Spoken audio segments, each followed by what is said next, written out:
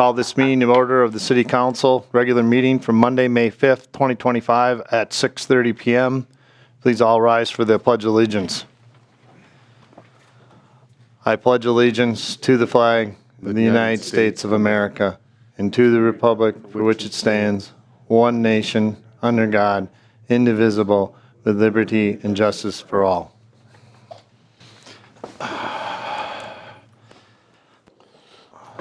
Item 3 on the agenda is roll call. Jerry, would you do roll call for us, please? Paul? Present. Jensen? Present. Kemp? Present. Rooney? Present. Here. Thank you. Item 4 on the agenda is presentations. 4A, Clifton Larson Allen audit presentation by Mary Reedy. Mary? Thank you for having me. Thank you for coming.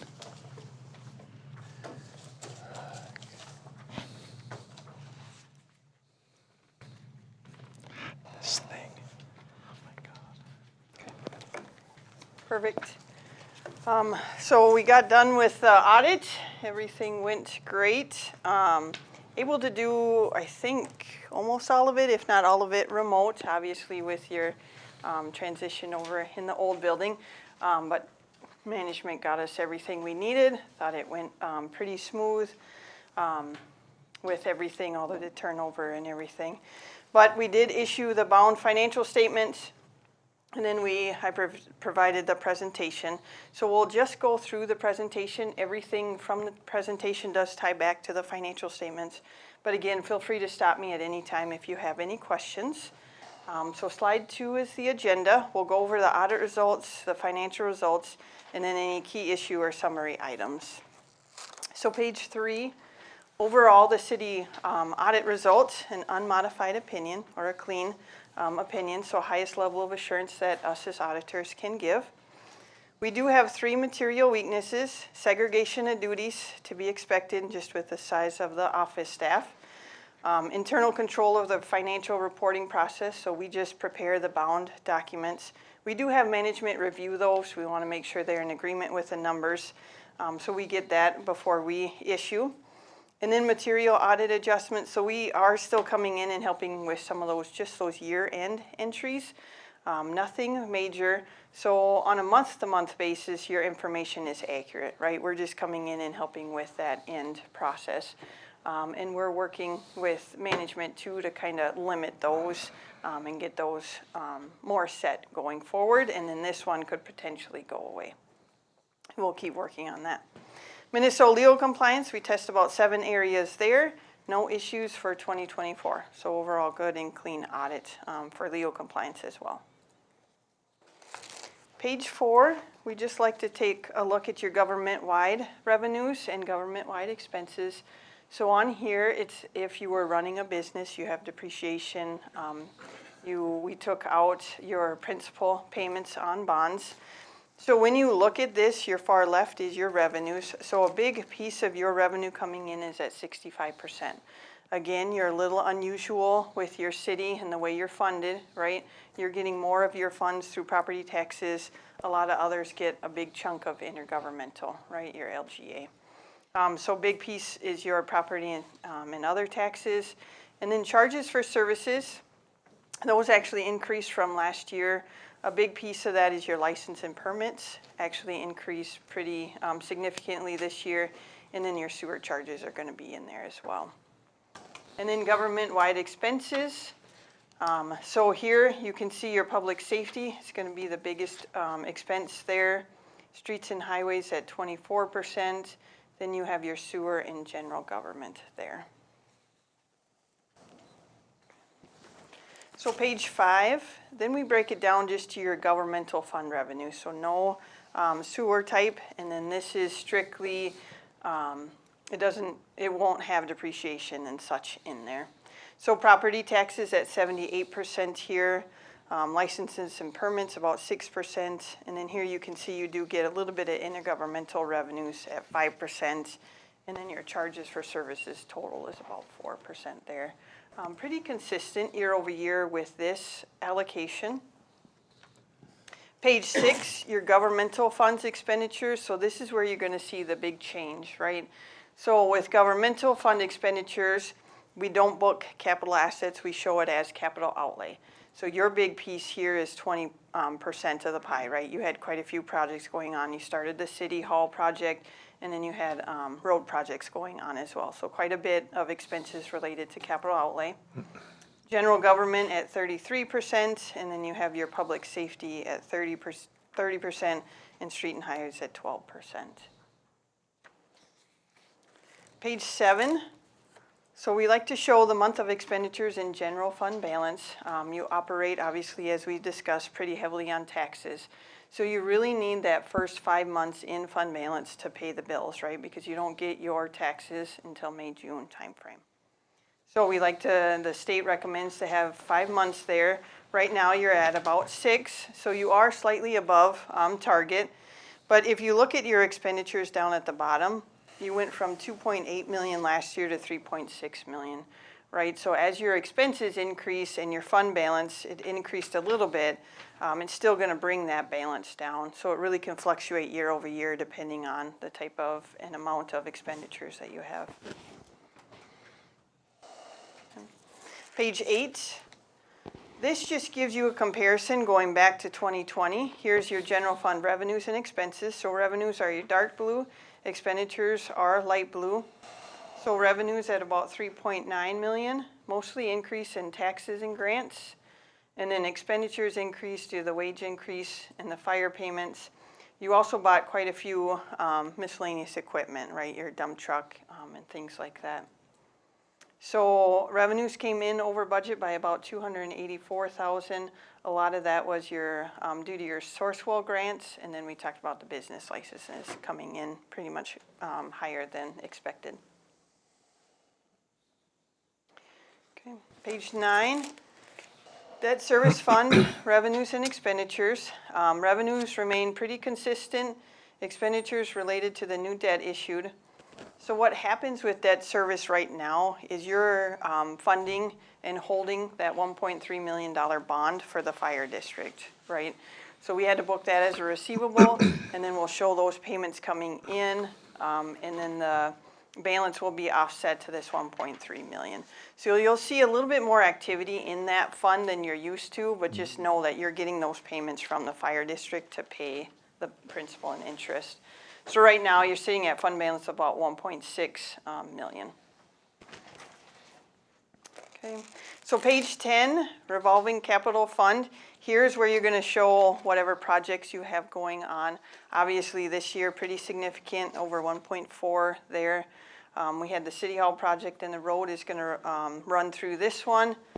And 642,000 was transferred in from the general fund to help pay for these projects as well.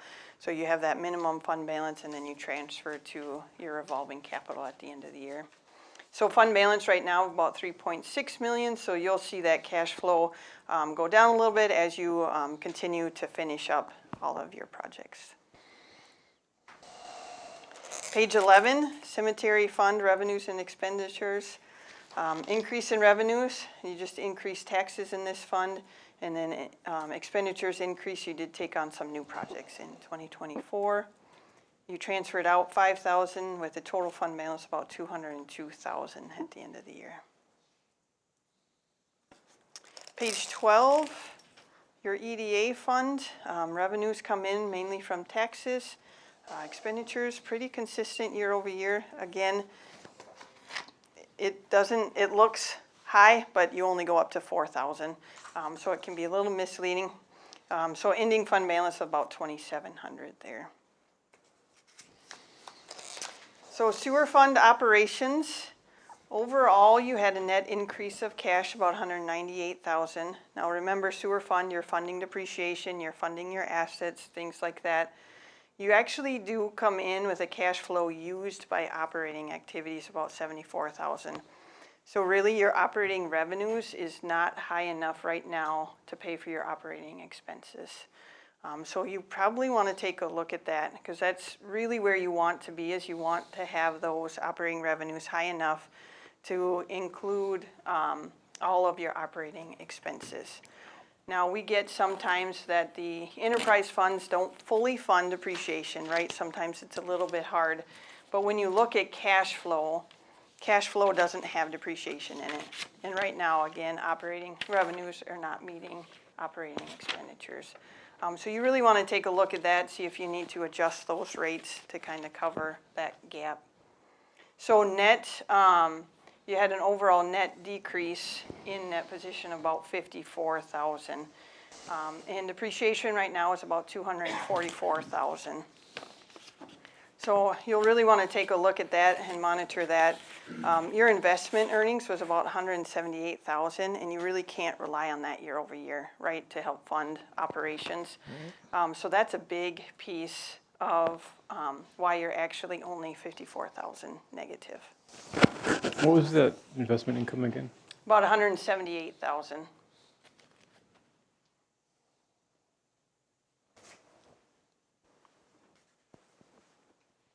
Perfect. So overall net investment in capital assets is about 3.4 million. So you expect to see that pretty significant, right? You're funding those assets to do the operations. Okay. So page 14, overall total cash here. So cash increased in the sewer fund by approximately 198,000. Cash decreased in governmental funds by approximately 655,000. Expect to see that drop just with your projects that you are funding internally. Page 15, a few other financial highlights. The state auditor reporting form needs to be submitted along with the financial statements. That deadline is June 30th, 2025. That should be taken care of by then. TIF district revenue, TIF revenue about 14,700, payments made of about 10,005. So you ended with a positive balance of about 6,000. So really operating the way it should.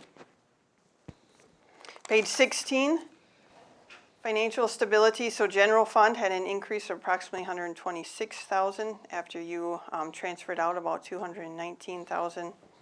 Revolving capital fund had a decrease. We talked about that, about 1.1 million. Still sitting with a 3.6 million fund balance. And then sewer fund, you do have cash there, cash of about 4.4 million, expenses of about 800,000, but still really need to shore up the operating revenues with the operating expenses there. Okay, so that was a brief overview. I didn't know if there were any follow-up questions. I know in the audit report that we did give you on pages, I don't know if you want to write them down for later, 15, 16, and 17. We'll kind of go over that sewer fund to help you see it on paper and see the transactions there. If you had any detailed questions about that. All right, Mary, anything from council members? Any questions from any? None for me. Councilmember Ball? Councilmember Roney? Councilmember Scott, do you have any questions? Yeah, on the, I guess first, or page 3, under the Minnesota legal compliance, can you give an example of the 7 areas that are looked at or tested? Yes, so cash and investments, we have to walk through. We have to walk through debt. We have to do bid testing, miscellaneous provisions, conflict of interest. I think that's 5 of the 7. Yeah, that's good. I appreciate it. I was just looking. Oh, and disbursements, claims and disbursements is Okay. usually a big one. Thank you. Anything else, Councilmember Scott? Nope, that's it. All right. Well, thank you, Mary, for your presentation. As always, very thorough, and we appreciate you bringing it to our, and we'll definitely be looking at it in more detail as we move forward, so. Perfect. All Thank right. you. Thank you. So after having the presentation of the audit by Mary Reedy, do I have a motion to accept as presented? I'll make that motion. I have a motion from Councilmember Roney. Do I have a second? I'll second. I have a second from Councilmember Ball. Is there any discussion about the audit? Any discussion? Her mentioning of the sewer fund operation is something that when the mayor, myself, and Jerry met, Jeanette as a finance committee, we recognize as well. That's something that needs attention and should be, I would like to see a goal of the council to have more discussion and take on here as soon as possible. Not only, to Mary's point, can we not rely on investment income, but we need to make sure that there's enough operating revenue coming in to fully cover the expenditures.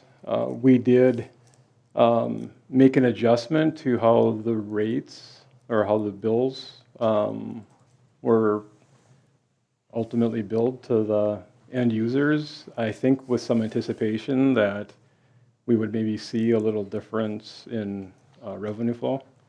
And I think right now that, the end result of that is probably not what was anticipated. That wasn't the only reason that I recall why the billing cycle was changed, but it was some of the reasoning behind it, so. I think along with accepting the audit report, it should be noted that the council needs to spend more time looking at our sewer operations and the rates that are being charged and maybe making some adjustments.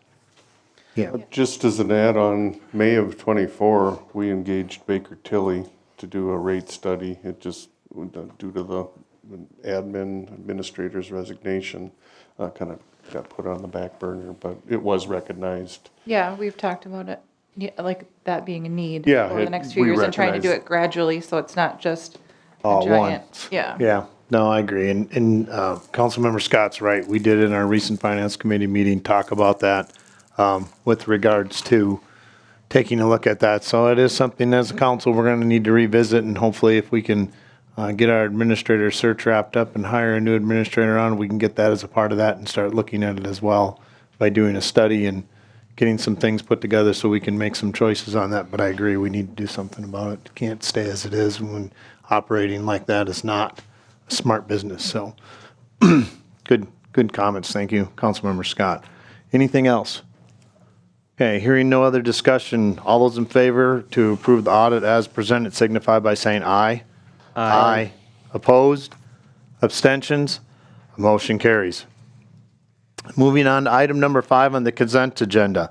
5A, City Council, April 7th, 2025, regular meeting minutes, and 5B, claims totaling $870,533.10 for checks 140159 through 140247 and e-checks 3864E through 3889E. I'll make a motion to approve the consent agenda. I have a motion from Councilmember Maroney. Do I have a second? Second. Second from Councilmember Jensen. Any further discussion? Hearing none, all those in favor signify by saying aye. Aye. Opposed? Abstentions? Motion carries. Item 6, open forum. Is there anybody who wishes to address the council in open forum at this time? I'll ask again, is there anybody who wishes to address the council in open forum? Hearing none, open forum is now closed. Item 7, WSB fee amendment, 7A, WSB fee amendment proposal by Kevin Kruger. Kevin, come on up and introduce yourself to the council, please.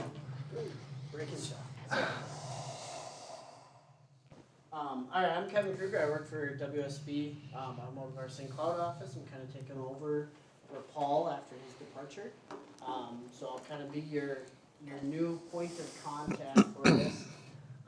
As I took over, I was tasked with finding a resolution, we'll call it, for Bushman and Ranchette, that intersection, and trying to look at an alternative for that design of that intersection. And then the second part of this is also the Ranchette redesign, so we'll be narrowing up our current design back down to what matches to the south end of Ranchette. I guess I'll give a little bit more of a spiel about me, just in case you're curious. I've been working at WSB for 10 years now. I do a lot of township and city engineering. That's basically what I've done my entire career, and yeah, I'll keep my section short. Otherwise, questions on the proposal? How much information would you like me to go into detail-wise?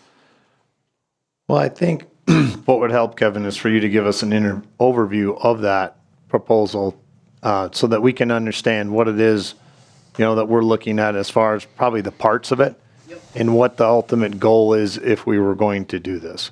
Sure, so I'll start with task one there, that's the alternative analysis. So we were brought up that there was an option that was originally sent to the council for review. And it basically straightened Bushman Road out completely at the intersection of Ranchette. So right now, we're kind of following that same alignment. Our design significantly cuts down the hill and raises up the intersection. It's like 7 feet on the hill and a couple feet at the intersection up. So net, you're gonna see like a 8, 9, 10 foot change in that elevation. It meets all the state aid requirements, all that information as far as the design goes. But staff were requesting us to look at a route that would basically extend, Ranchette would go further to the north, and Bushman would then be almost as close as we can get to a straight road there, and it kind of take that belly out that's at that intersection now. So this would basically get us to an updated cost estimate.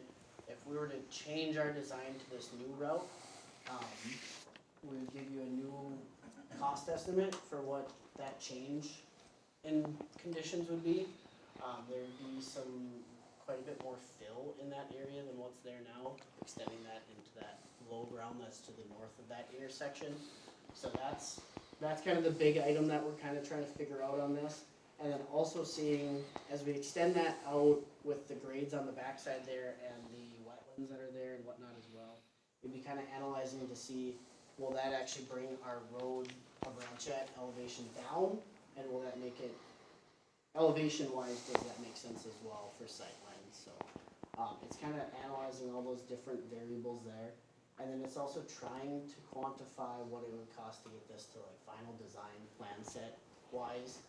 We'll try to get a number estimated on that front, and then also if there's gonna be additional wetland impacts, some of the other permitting aspects of things. So it's kinda trying to tie as much all in, what is it gonna cost us if we were to straighten this road up?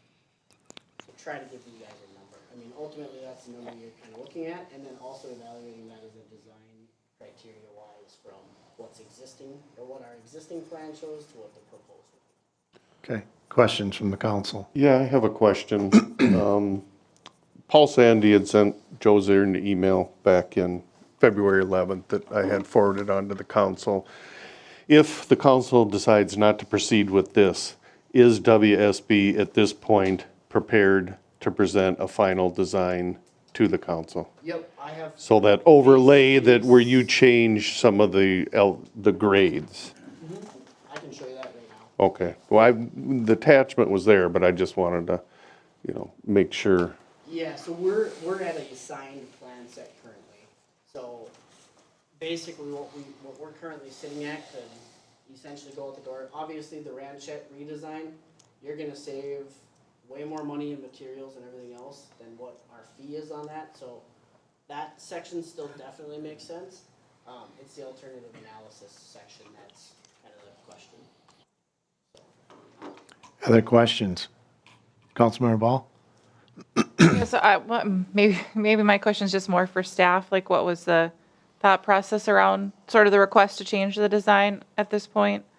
Or why it came up, I guess?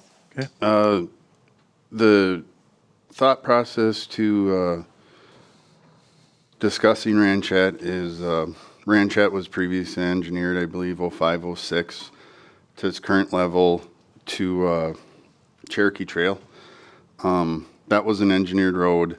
The ditches is established. I don't anticipate that profile changing in reconstruction down the road. So essentially, it's just slightly over 20 feet. It did not make logical sense to me to have a road that's going to stay in 22 feet, come up to a road that's 26 or 27 feet with extra shoulders, where the bigger design wouldn't carry through all the way to 11. Because looking closer to Ski Chalet and Ranch Head intersection, that was a challenging cut back when it was done. From what I've heard, they brought it down as much as they could, according to the engineer that did it, that I talked to. And also, if you were to bring that wider profile, that would, in my mind, it would encourage the commercial traffic through a neighborhood less suited than generally they travel on Bushman. The sight lines are better on Bushman. There is more room to fit a wider roadway. And then as far as the intersection, that goes back to a similar engineering plan we found from '05 or '06 or '07. That was the design they looked at.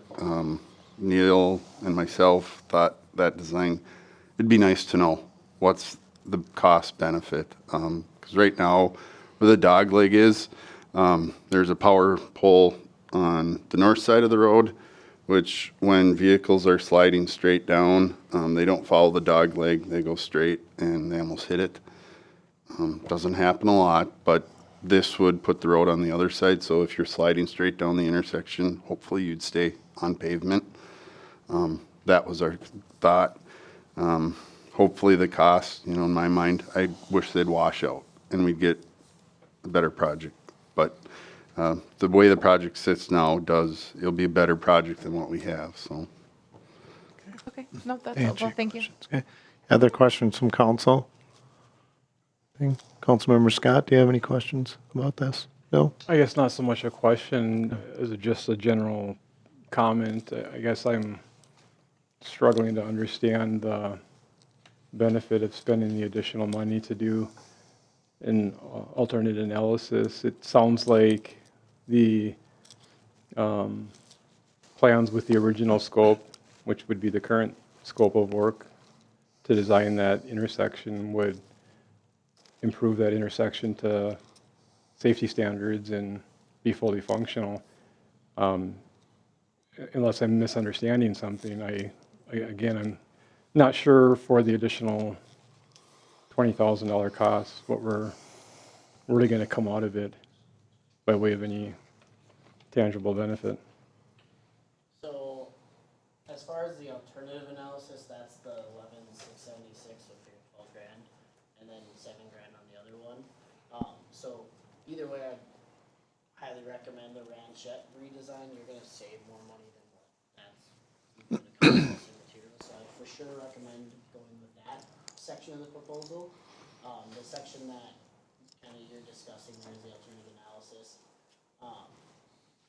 It's truly hard to understand exactly what our current design is gonna look like. We could look at an alternative. The issue I have with what I'm gonna offer next is it does potentially extend the timeline of when we can get this alternative analysis reviewed. But what we could do is we can do a very quick model of the existing design. We have that already all modeled. We just have to throw it into a slightly separate program. It take like 6 hours of our CAD staff time. So it'd be very cost effective. And you could actually, I could pull it up on the screen and you could visually see if you're sitting at Ranchette, what are you gonna see? We could start there and then look at the alternative analysis section of this proposal as well. That does obviously extend everything another month. Which obviously this is, I think everyone has felt the same stress of this just keeps dragging on. So I'm hesitant to truly push that way. I have a couple of questions. So we've got a design put in place, it's ready to go. I would assume all the permits have already been pulled, everything's been done. So if we, for some reason, go back down the road of redesigning, we're gonna have to re-pull permits, there's a cost there, there's a time there. There's an increased potential that sounds like we're gonna need to obtain more right-of-way acquisition in order to do this too, if we push it to the north. Sure have to do more right-of-way acquisition. Exactly, okay, So it would only impact those 2 parcels that are right there. right. Which we have held off on acquiring those 2 since Right. this was coming up. Yep. But Okay. Right. Other questions or comments? I guess comment-wise, the reason I had requested this being sent to council is because sightlines were improved. Yep. I think, bear in mind, we messaged this to all the property owners Yep. as local standards. Previously, you had county standards, which took a lot more land. Correct. It was easier to get the sightlines. I think with the information here, what we have is a better road than what we had before. It's safe. It meets the standards. Ranchette, to me, makes a lot of sense to do that. It's a no-brainer. The alternate analysis, I'm not for. I'm not for filling in wetlands, having to acquire additional property, and the cost, and that puts it at a 2027 project, in my opinion. I thank our Public Works staff for working with Paul and getting the sightlines better. I guess I don't quite understand why they weren't to that standard from the get-go, but it doesn't matter at this point. So I guess Ranchette, I'm for. Alternative, I'm not. Is there any peace in mind in doing that modeling exercise? Just for staff, I mean, from my perspective, there's a lot of value. I want buy-in from city staff and I want buy-in from city council. Going into this project with all of us kind of uncertain at how this intersection is gonna turn out is going to be a huge weight sitting on this project while we're going, and we won't truly know what that looks like until almost the end.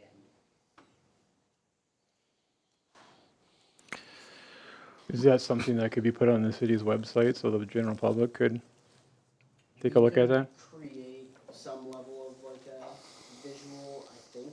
I'd have to double check. That might take a little bit more time just to, so this is getting into the weeds a little bit, but we can create like the visual that you can just see, like we could do a screen grab of it. It's not gonna look very pretty. Our staff might get a little grumpy with me if I propose that. But we can do it. It just isn't up to like what our normal standard would be as far as like a visual representation would go. So it's not quite as pretty as what our staff would like it to be, but that doesn't even get to it. And that, I know where he's going with that. It makes sense. I mean, I get it. If we go down this road, that's the other thing we need to think about, go down this road. If we go down in this direction of doing this, we're now changing something that we've spent a lot of time having the public's input on. And so we have to consider that as well. And so that plays into this too.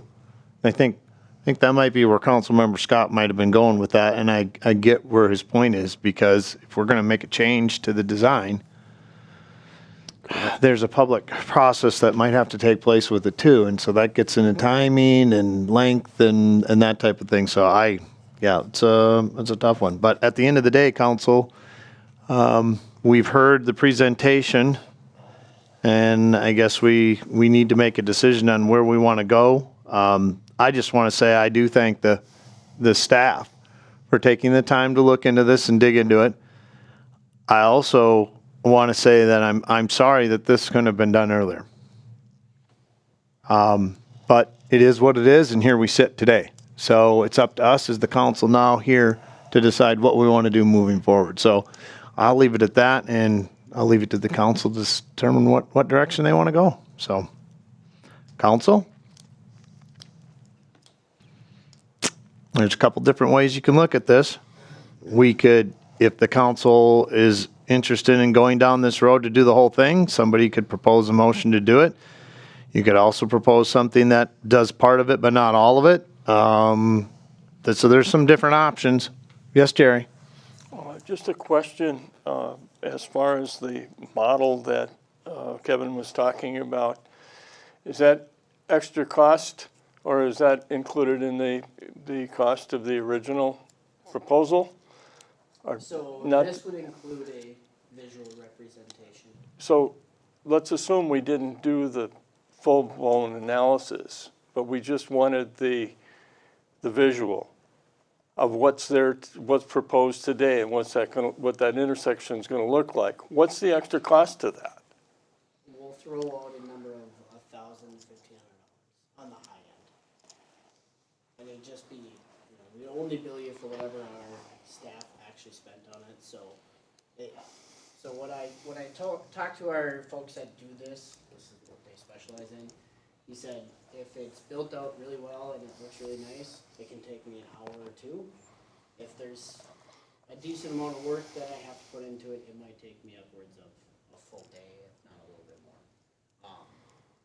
I'm pretty confident it'll be on the lower end of that, but I don't wanna promise and Understood. be rough to Understood. perform on the very first meeting with you guys as your new folks, so.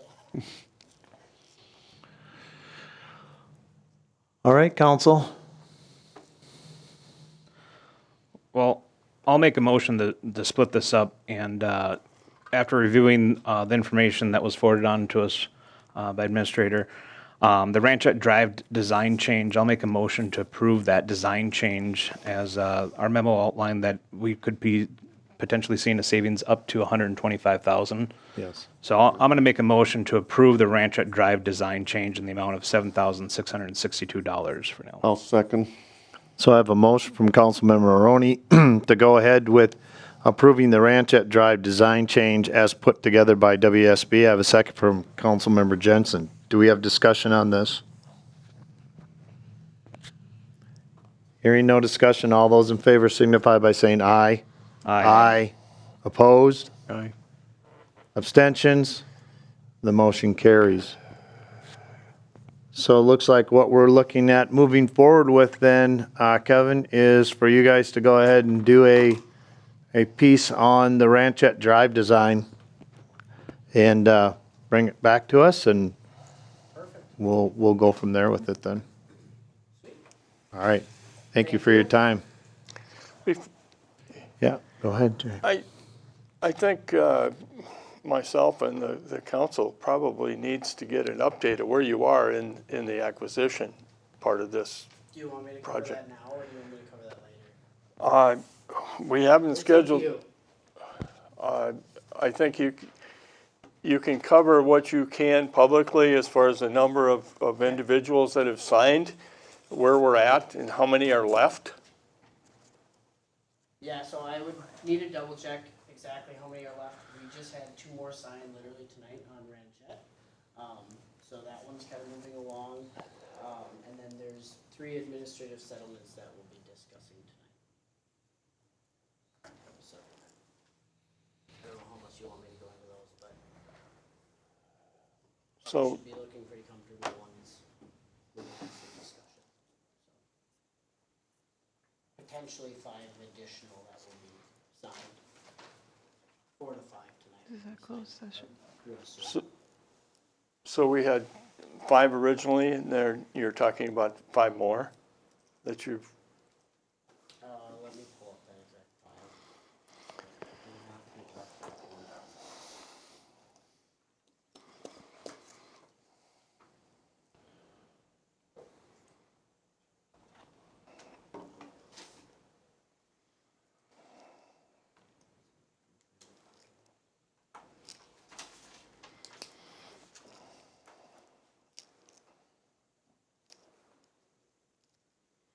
So we are at 1,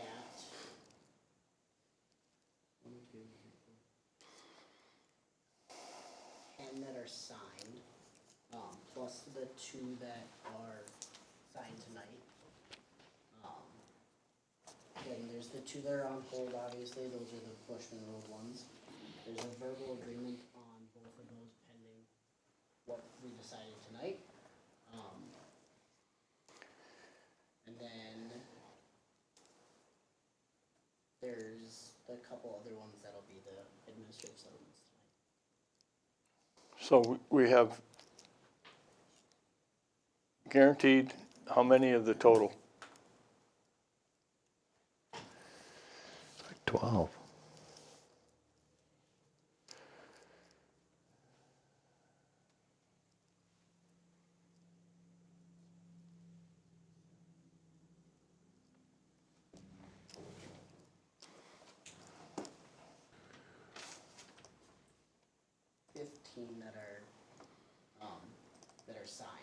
Okay, and that leaves, The additional two that, or three that are administrative settlements tonight. so that leaves how many left to go to eminent domain? That would be out of 33 total. Or no, sorry. Would be out of 26 total. So like 8 to 10 pending. So you've got a third, or we've got a third left to go? And there's two that are against the project. I believe that's the same parcel, or same owner. Some folks that were out of state and just got back, I see from somewhere, like Brazil.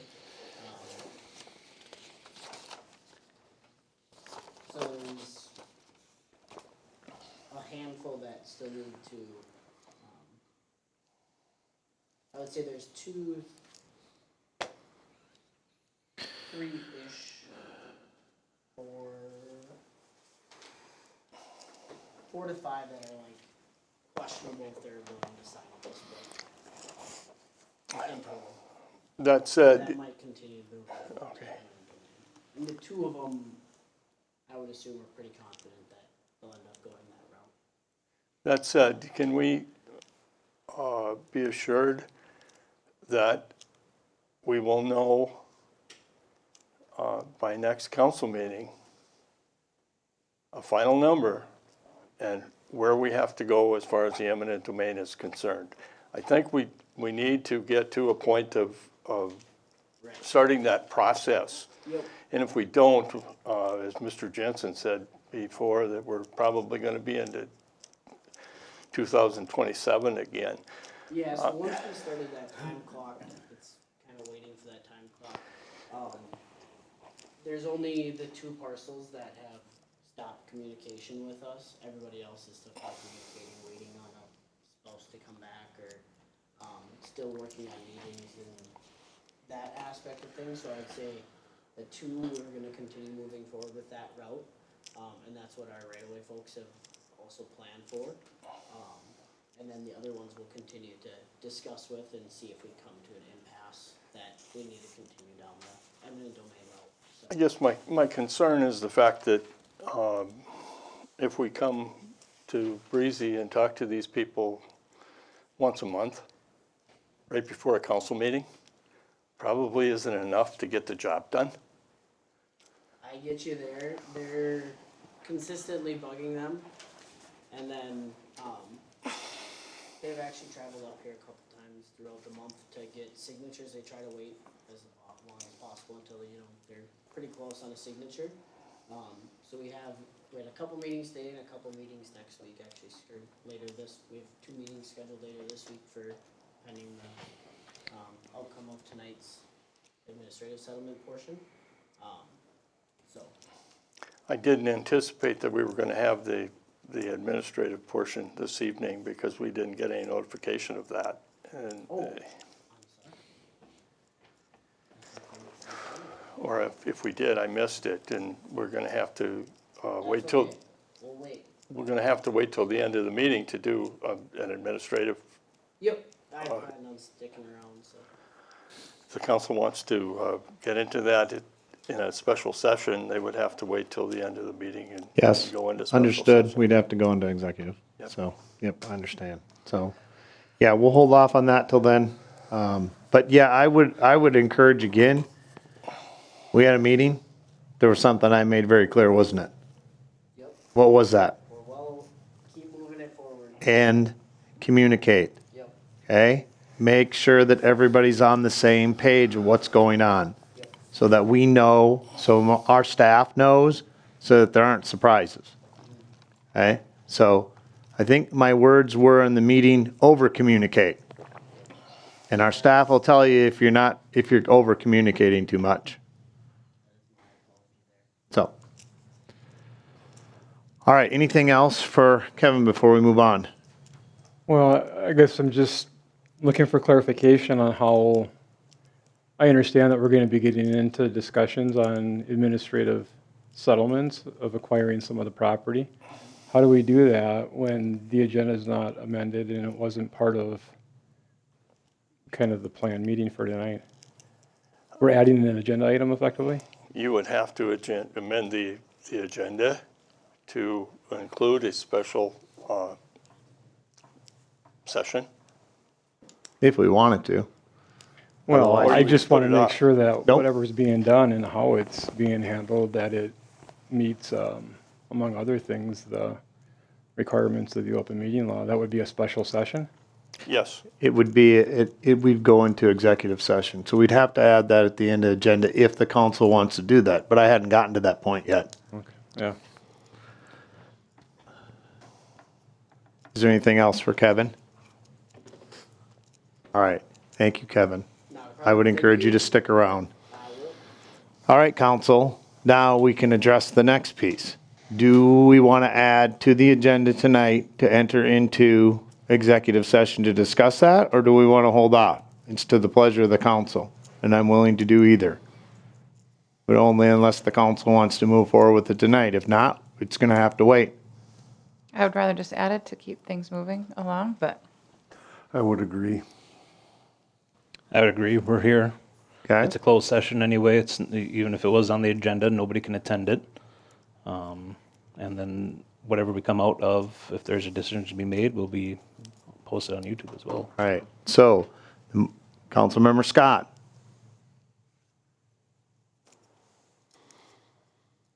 Yeah, I guess I'm not sure that I would support or favor that, Of going into executive session. right? Okay. Well, it sounds like we have the majority that does want to do an executive session, so we have to have a motion to amend the agenda.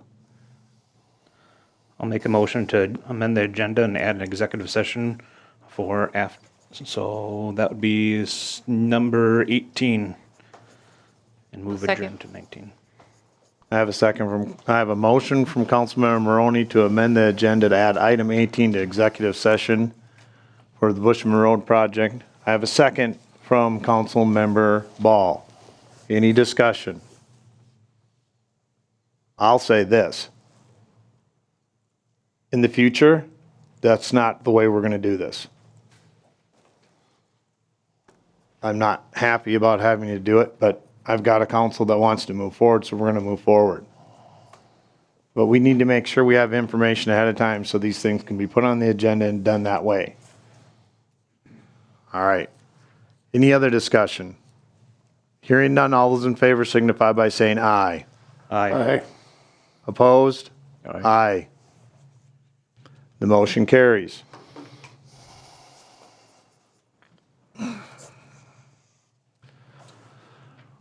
Moving on, item number 8, approve engineering services agreement with Woodseth. 8A, approve engineering services agreement with Woodseth for preparation of plan and specification for sewer extension. You want to present on that, Jerry? yeah, this is a engineering proposal to prepare the final plans and specifications for the sewer line extension that was approved at a previous council meeting. That sewer line would start at Airport and run westerly along County Road 11 to Terminal. It's tentatively, we have some plans we're hoping that plans and specs could be approved by the council at their next meeting. Okay. And that we could have bids to us by the July meeting. That's tentatively the plans right now. I can speak on that if you'd like, Jerry. We have, Please do. Yeah, so I did get the signed confirmation of request for engineering services from Jerry. Yep. Sorry. You might have to hold it up. Yep. Yep, thank you. So I did receive that signed agreement from Jerry. At the April council meeting, you guys approved Woodseth to put together these plans and specifications. I also was approved by city administrator to begin work on that after your approval for us to start before the signed agreement. We just wanted this in writing and to have the fee amount with a signed document there. So we've begun work on this project already. We have surveyed it, and Jerry laid out that goal of having this plans and specifications at the June council meeting, and we feel confident about meeting that goal, so. Okay. Any questions from the council? So the engineering services agreement for the sewer extension was approved at last month's meeting, but not specifically for an amount? Yes. Correct. The amount that's on this confirmation of request meets the amount that was in our feasibility study, and it was in the packet at the last meeting. Okay, thanks. Any other questions? All right, so we have the proposal in front of us. Is there a motion to go ahead and approve it so that Woodseth can continue to move forward and get this, so we can keep on that timeline? This is an important project to get completed as well. Yep, I'll make that motion. So I have a motion from Councilmember Ball to go ahead and approve the engineering services agreement with Woodseth for preparation of plan and specification for sewer extension. Do I have a second? Second. I have a second from Councilmember Jensen. Further discussion? Hearing none. All those in favor signify by saying aye.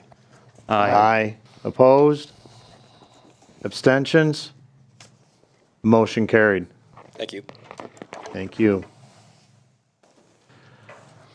Item number 9, park dedication fee request for exemption or reduction. 9A, request for exemption or reduction of park dedication fee. We have Mrs. Lovejoy here tonight to present to the council. If you'd please come forward.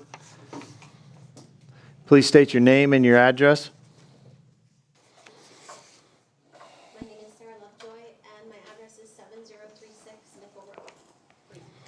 Thank you. I wrote a letter and sent it. Do you want me to read that right now, or has everybody read it? You have it. We have the letter. I read it.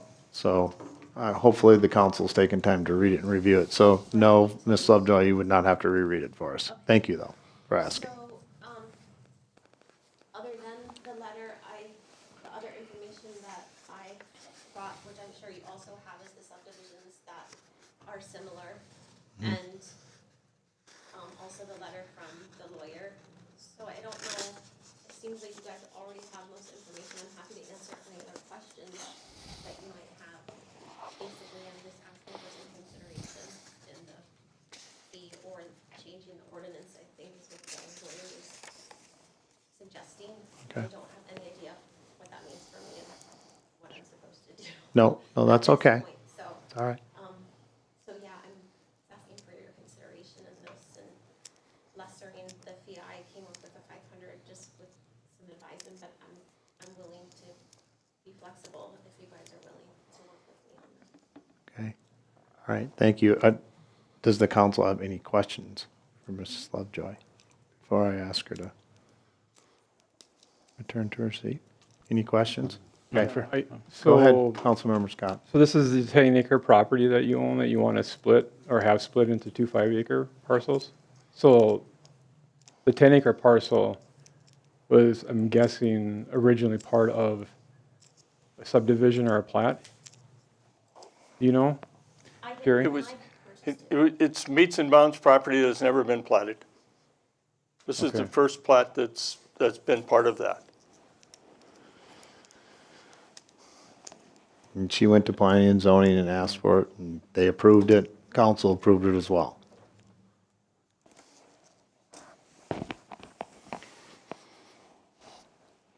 Any other questions? I mean, nothing other than just trying to understand how splitting a 10-acre parcel into 2 5-acres is recognized as a subdivision.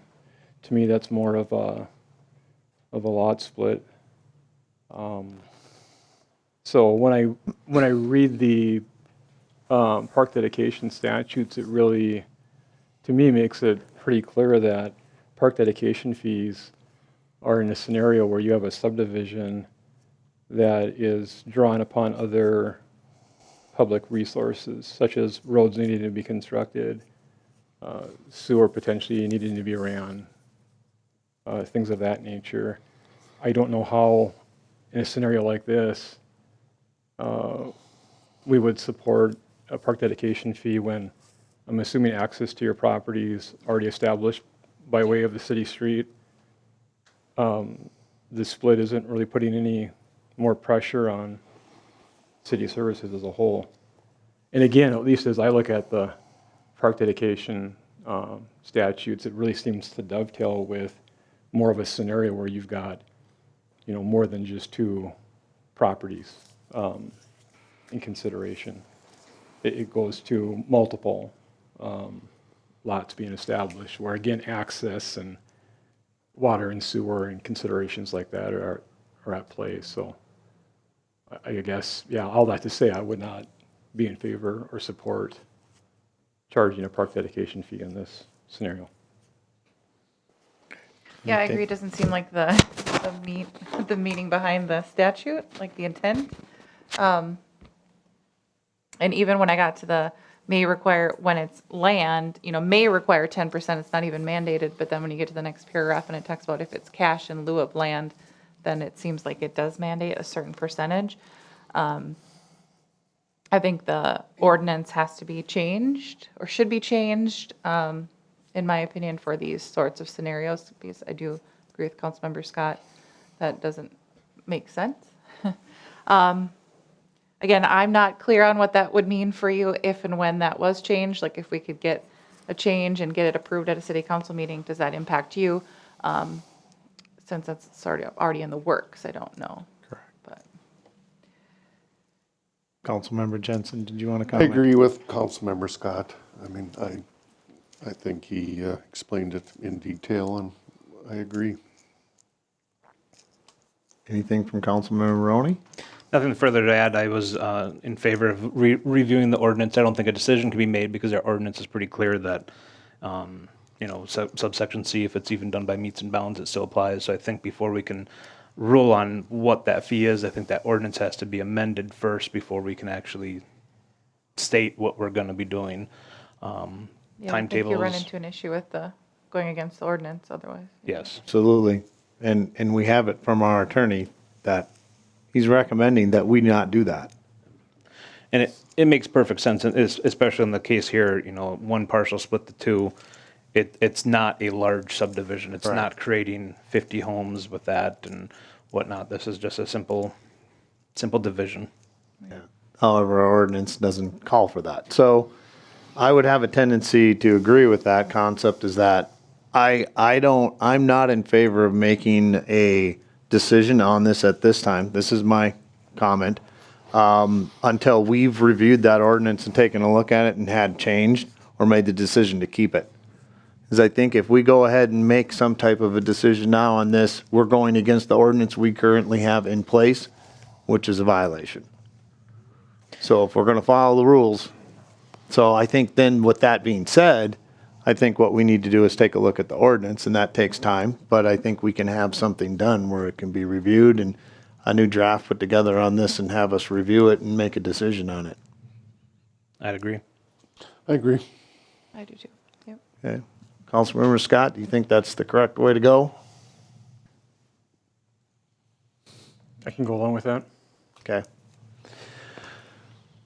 Jerry, comments? I did have a discussion with Sarah about the fact that she could, if in fact the ordinance was going to get redone to address the issue, that the plat could be filed and she could go ahead and get a building permit issued with the knowledge that there will be a determination by the council for whatever that dollar figure is for the park dedication at a later date, but she could continue on with her development. So as to not stop her process. Exactly. But clearly acknowledging that whatever happens with the ordinance changed, left the same, that there will be something that will be assessed, that there will be a fee of some type. So just so you're clear on that. But it won't be this. We don't know. That's yet to be determined. So that's something that you're going to have to take on with the knowledge that the council is going to look at the ordinance. They're going to determine whether to change the ordinance, which what I'm hearing from the council is that they're open to looking at it and saying, hey, we need to make some changes to this because it doesn't fit all situations, and that's what we're dealing with here, okay? What that ends up being and what it looks like is yet to be determined. So basically what I'm saying to you is that we don't know what that end result is going to be. So realize going into it, we don't have an answer for you what that looks like. We do know that we are going to look at the ordinance and potentially change it. So we see that there's a need for change. What that level comes to, what that amount is, that's yet to be determined. So I'm just making that very clear to you so you understand that as we move forward. That the council will make that decision when they look at the redraft of the ordinance and they'll put a determination on it. Once that decision is made, then that's what it's going to be. So just, I would say this, most likely, yes, it's going to be something different than what we're looking at, because if we're looking at changing the ordinance, then it makes sense that we're going to look at something different as far as an amount. What that is, we don't know yet. So I'm just making it very clear to you so that you understand as you move forward with this, that that's to be determined. So then it's on you to decide what you want to do at that point, whether you want to move forward, as our administrator said, and go ahead and plat it and get your building permit and start, or if you want to wait until the council's made the decision on what they're going to do with the ordinance, which we will begin working on and get that done, but there'll be a little timeline with that. So it's not going to be like next week or a couple weeks. Okay. Would it, I suppose I can't even be, like, it's not even fair to ask at this point, it would be safe to assume it would be similar to the surrounding cities No. in the area? You have no idea. We have to look at all that, Mrs. Lovejoy. We can't, I can't sit here, nor can the council sit here right now and tell you it's going to be this or it's going to be that. Right, no, I understand. Yeah, so Trying to get- we'll, I'm not much of a gambler, so I'm just trying to. well, yeah, everything in life is a calculated risk. So I think that's where you're at right now of determining what you're going to do. We're going to do our best to get the process moving so we can get it done in a timely fashion. But understand, we have to go through that process and we have to review the ordinance. It's got to be drafted, brought forward. We have to look at it and make a determination of what that looks like. So that's where we're at right now. Okay, well, thank you. I appreciate that you guys are willing to. Yes, Thank you very much. thank you. Can I speak on this? Okay. And you are? Michael Bergstrom. Sarah and I are doing the property together. Okay, yes, you may come forward, sir. State your name. My name is Michael Bergstrom. I live at 30862. Pequot Lakes, Minnesota. Ready to move over to Breezy. So Sarah and I have been working on this, and we appreciate all the work that you guys have done. And like we had one meeting where you guys kicked the can up the hill and that saved us a month and a half, and we appreciate that. Really confused on this whole thing. Is it the council's position that you guys have done the 10% fee to all plats that have been laid out in Breezy Point? Because what I'm hearing is that there's been no variations, that it is a 10%. That's what our ordinance reads right now. Plats for White Birch, did they pay 10% on that property? I'm just asking. I can't White speak to Birch that. was 10%, or did because I've heard the White Birch amount was less than my amount. I believe there's some information that Ms. Lovejoy had about White Birch, and there was a negotiations that was done, and there was some park dedication credits Right, so some variations. done for easements across the golf course. That's correct. So as a citizen in the area sitting in, this is a small family, we'll let our family living next to us. Kind of seems to me like if I lawyered up, I bet I wouldn't pay 10 grand. Okay, And for just a citizen, that's concerning, it's a large amount, and we want this to be equitable across the board. We want Breezy Point to make money on big divisions. correct. We're not weighing down Breezy Point by putting another driveway, another house in. It's gonna be good for you guys to get some more money. Taxes, so I appreciate the consideration, but I think saying there hasn't been variations and that we can't talk about variations is kind of untrue because there have been variations. And what I would speak to is that's not this council, Okay? okay? Right. So I can't speak for what was done in the past, but It has been, I mean, you can because. I'm not denying that. And so maybe that's why you see a council here sitting here ready to address the situation and maybe do the right thing to change the ordinance, and let's see if we can make that equitable across the board. So I would encourage you to have some trust and faith in us that we're going to look out for the citizens of Breezy Point and do what's best for them, okay? It's a big ask. But I hear what you're saying. Thank you. It's a $10,000 ask. Yeah, we understand that. That's why you have a council sitting here saying, we're going to take a look at it. All right, I appreciate that. Thank you. All right, so out of this, I think what we need to do is probably make some kind of a motion that we're going to revisit this ordinance, or do we need to, or just move forward? I think. What's the recommendation? I think the consensus of the council is Revisit. apparent that we're Yep. going to revisit it. Yep. We'll try and prepare you some options to look at. Perfect. It's probably going to be 2 to 3 months down the line Yeah. before it gets done Nope, I understand that. technically, but we will give you some options. Okay, perfect, Jerry. Thank you. We appreciate that.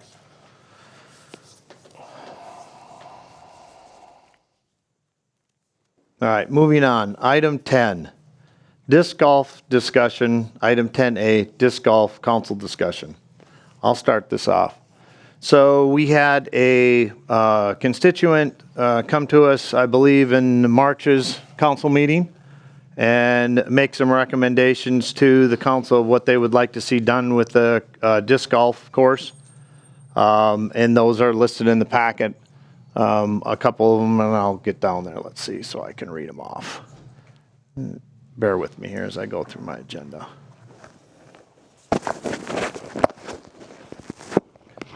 Let's see, where are we at? All right. It's there, I know it is.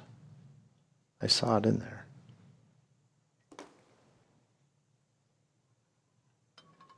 Right there, got it. Okay, so the recommendations from the constituent was to add 20-plus hours of police and patrol weekly with side-by-side Friday, Saturday, and Sundays, 3 to 9 p.m., and Wednesdays when there's club play. Close 9 holes in 2025. That would be holes 7 through 15. Constituent believe this will save costs without extra patrolling. Then close 9 more holes in 2026, 1 through 6, and 6 through 18. Cost savings will come with not having porta potty needed by hole 13. And then sell city-owned land to the adjacent property owners. So those are the recommendations made by constituent Bill Toft, who was representing the Breezy Point Alliance. And at that time, we stated that we would take a look at those and make some considerations and then come back with some type of decision. So as a part of that, I had city staff put together some numbers. Those were included in the packet as far as what the estimated costs were that have been spent on the course to this point. That includes construction, number of tees, it's all laid out in there. I'm not going to go through each one. I also asked them to look at what's our annual cost to obtain, maintain it and take care of it. That's been included as well. I did speak, also have the police chief put something together. He provided some information to us as well. That one was a little more difficult because it's mixed in with some of the other time that his officers do, and I understand that. It's not like they're specifically, they're working together, but he did have an approximate number there too. So my whole purpose was bringing this forward was to look at what taxpayers' funds we have spent on this project. And, you know, is it huge? Well, it depends on how you look at things. You know, it's enough. And so we've put some funding and some time, some effort. There's been a lot of staff time put into it as well.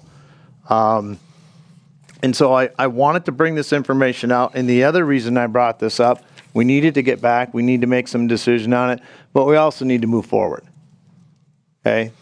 We have other things that we need to take care of and look at in this city as well that we're working on that are very important. And I'm not saying this is not important. What I am saying, though, is that the disc golf course is there. It's built. It's being used. And it's where it's at. And I know I've talked about the idea that we want to make some funding off of this. I know that the park committee was here last meeting and talked about doing a comprehensive plan.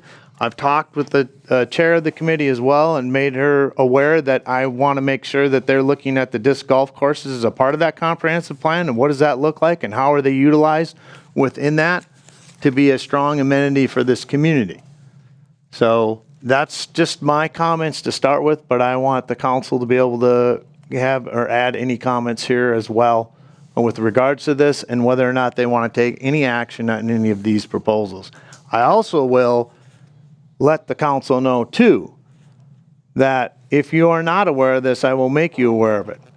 Once a motion has been made and defeated, okay, it can only be brought back up and made again by somebody other than the person who originally made that motion, since it was defeated.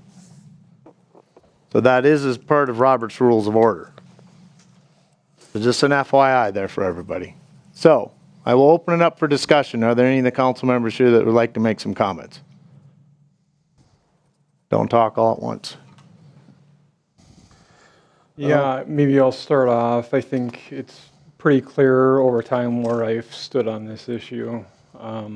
It really, without beating the dead horse, so to speak, it really does go back to the beginning in the use of this outlot to support the expansion of disc golf, having no plan. There was no identification whatsoever of how residents were to be engaged, how the community was supported to come together to undertake this effort. And I will continue to say I'm just bewildered by that. When a council undertakes a project to the magnitude of the disc golf course expansion and doesn't even stop to think of it being a wise idea to make sure that our constituents, the residents and taxpayers, are at least informed. Can I speak to that? Before we go further, can I speak to that? And this is from a personal perspective. So I reside at 8100 Shady Trail. Everybody probably knows where that is. If you're not, you can look it up. It's pretty easy to find. There was a disc golf course. The original 16 was put in directly behind my residence. At the time, I traveled back and forth to Wyoming every summer to do my job. I left one summer in May, and when I came back in the fall, that disc golf course was there. I never received a letter. I never received any notice from the city that that original 16 was being built, or 18. So I get where you're coming from on that perspective. And you're right. There should have been some communication. It didn't happen. And I agree that that wasn't the right way to do it. I bring up my perspective because I am there in the same place. However, I've had that disc golf course, the original 18, behind my house for that entire time it's been there. When was it built? What year was it? Help me out. I can't remember. 2014. So it's been behind my residence since that time. Now, I will state this. It's not as in close proximity. I understand that. But it is there. People utilize it, and it's been being utilized for a lot longer than the first one. I appreciate you mentioning that, Mr. Mayor. It really kind of segues into some other comments that I wanted to make. You know, I've asked the question countless times before when we think about the original disc golf course having been located where it is, what was really the public purpose? What was the benefit to taxpayers in moving to expand disc golf? And to this day, I've never really gotten any clarification or any kind of an answer on that. To me, as elected officials, spending taxpayer dollars, if we can't ask and answer the question as to what is the public purpose, how is our community as taxpayers going to be better off as a result, then this thing should have never proceeded to begin with. Not to speak of the fact of being fiduciary responsible for taxpayer dollars. What is the economic benefit that's truly taking place as we understand it? You know, initially, the Disc Golf Association, you know, presented information, was talking about generating income, people staying at hotels, buying gas, even some consideration for paying a level of fee to use the course that never materialized. So we've got use largely of an amenity in this city that taxpayers are footing the bill on. And again, what's the benefit? What was the need to go beyond the original 18 holes of disc golf? To me, that size of course, where it was located and how it was serving the community, the size of Breezy Point should have been sufficient. But bottom line, my primary issue with that outlot being converted into park use is, as I'm sure most people are aware, when you have a piece of property that's being subdivided, all that culminates into a plat. A plat is a document that illustrates the lot configuration, layouts of roads, outlots. It really goes to identifying the terms and conditions under which that plat then becomes legally recorded, right? So we have a legally recorded document, both involving White Birch 15 and 16, that nowhere in that plat does it specifically identify or permit the city to use outlots for park and recreation use.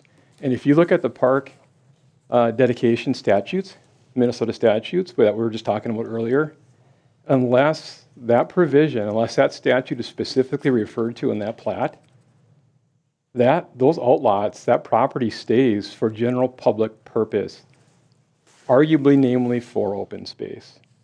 The only provisions in the plats that I found that were recorded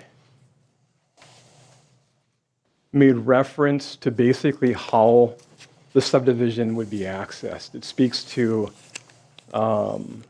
public use of property for drives, trails, place, paths, road, lanes. I mean, to me, that all speaks to how we think about property being accessed, not how it's going to be necessarily used. And nowhere in here does it mention specifically at all that any of the property in these subdivisions is dedicated specifically for park use.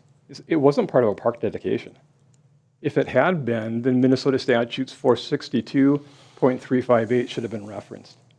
That baseline is my bottom line fundamental issue that I have with what the city did. The city had no authorization to do that. In no way was the council permitted to convert the use of an outlot into a park and rec amenity. And I understand that the city attorney has a much different take and opinion on it. I respect that. But I also respect the fact that I believe my opinion holds slightly more weight. Someone needs to explain to me how when you have a legally recorded plat, and it makes no mention of park use or park dedication, how can a city then come in and use that very property for park and recreation purposes? The logic doesn't line up for me. Thank you for your comments. Anybody else on council? Councilmember Jensen? I guess it would be nice to see clarification to Brad's comments. You know, that is above my pay grade. I'm not an attorney. I mean, our city attorney has one opinion. For me, I mean, it's pretty clear where I've stood. I really haven't changed since 2023. I don't think the expansion course should have ever been put in. I think we had 18 holes. I think there was support from the public. I don't think the support of the community was there, and I think there's even less support now than there was. I think the disc golf clubs, specifically the ones that organized the PDGA tournaments, treated the course as their personal playground and were given more free rein than they should have been. Hence, that's why the council went the route of an event permit, which now I looked online trying to see if there was any tournaments scheduled for 2025. PDGA, I asked Deb if there was any permits. There was none. But it seems they're using league on Sundays to have events. I received some notification from a resident that they're classifying them as events, not tournaments, bypassing fees. I've thought all along that if the city would have taken the approach to put in 9 holes, if they had to do it, there would have been buffers had they worked with the property owners that abutted the property, had public meetings that were specific to the expansion. I think all of this could have been avoided. I think had the property owners had a say and you had the buffers, it could have worked and we wouldn't have had 2 years, well, going on 3 years of conversations.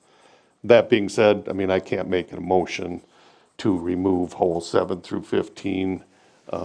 I still support that, but, you know, it's not gonna go anywhere. You know, Councilmember Scott's made a motion, I've made a motion previously, but I think it's never been made right by the citizens that abut that property. I think the city has learned a lesson.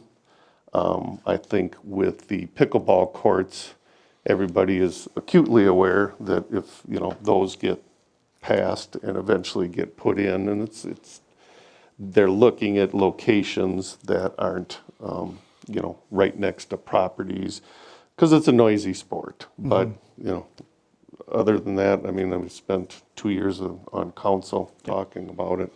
But I do agree with the residents. I mean, I've toured, anybody sitting in this room, I've been to their house. Mr. Olson lives right next to Valerie Walling. I've been in their living rooms. I've sat on their decks. I didn't make that decision, you know, without doing research. I think Public Works did the best that they could. Everybody knew the course would be tight putting it in there. And again, residents have a right to sit out on their deck, barbecue, family and friends without hearing the clanking of baskets, foul language, people consuming alcohol. I think the police department's added patrols. They did a good job, but the reality of the situation is we have only so many officers. We are a resort community. We all know what July is like around here, and August. They do a good job, but they can only do so much. And that's pretty much it. Thank you, Councilmember Jensen. Councilmember Maroney or Councilmember Ball? Do you have any comments you'd like to add or make?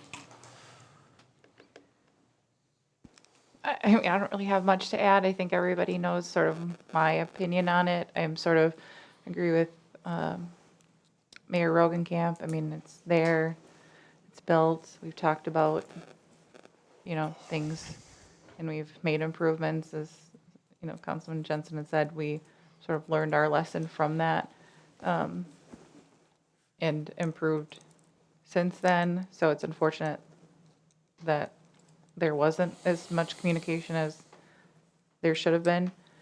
But it's there now, and we've spent city funds on it. I'm still in favor of finding some way to make money off that course.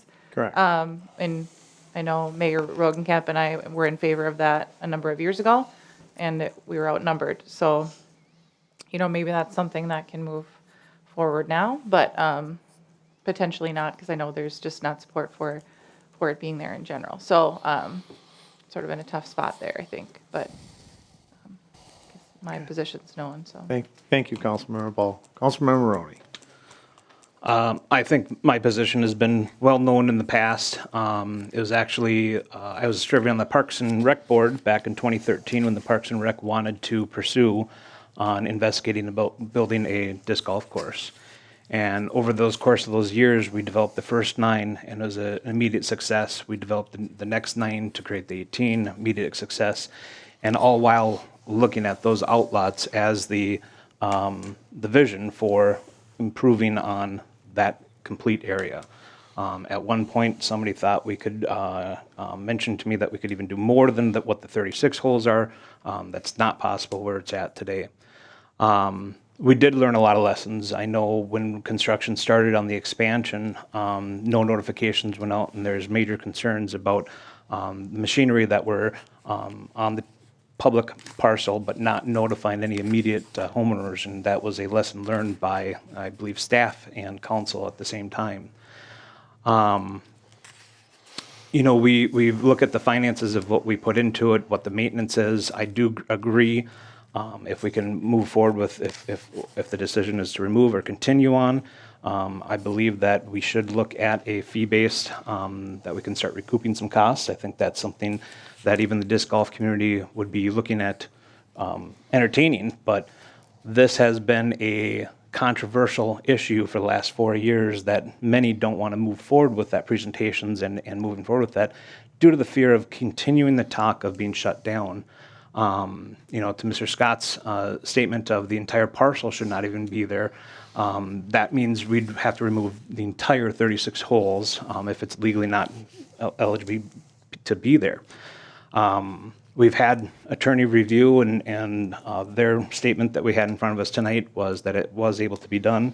I know we've had the attorney review another letter of statement about continuing to work there. Again, he said that, nope, there's nothing to be concerned about. This is public right-of-way, public land, can be used for public purpose. It's been a long time coming and continuing to be discussed, and we've seen through, I believe, 3 different Parks and Recs boards, 2 or 3 different councils, that this has continued to be pursued, and so that's kind of where my stance are. Yeah, and I appreciate all the council's comments.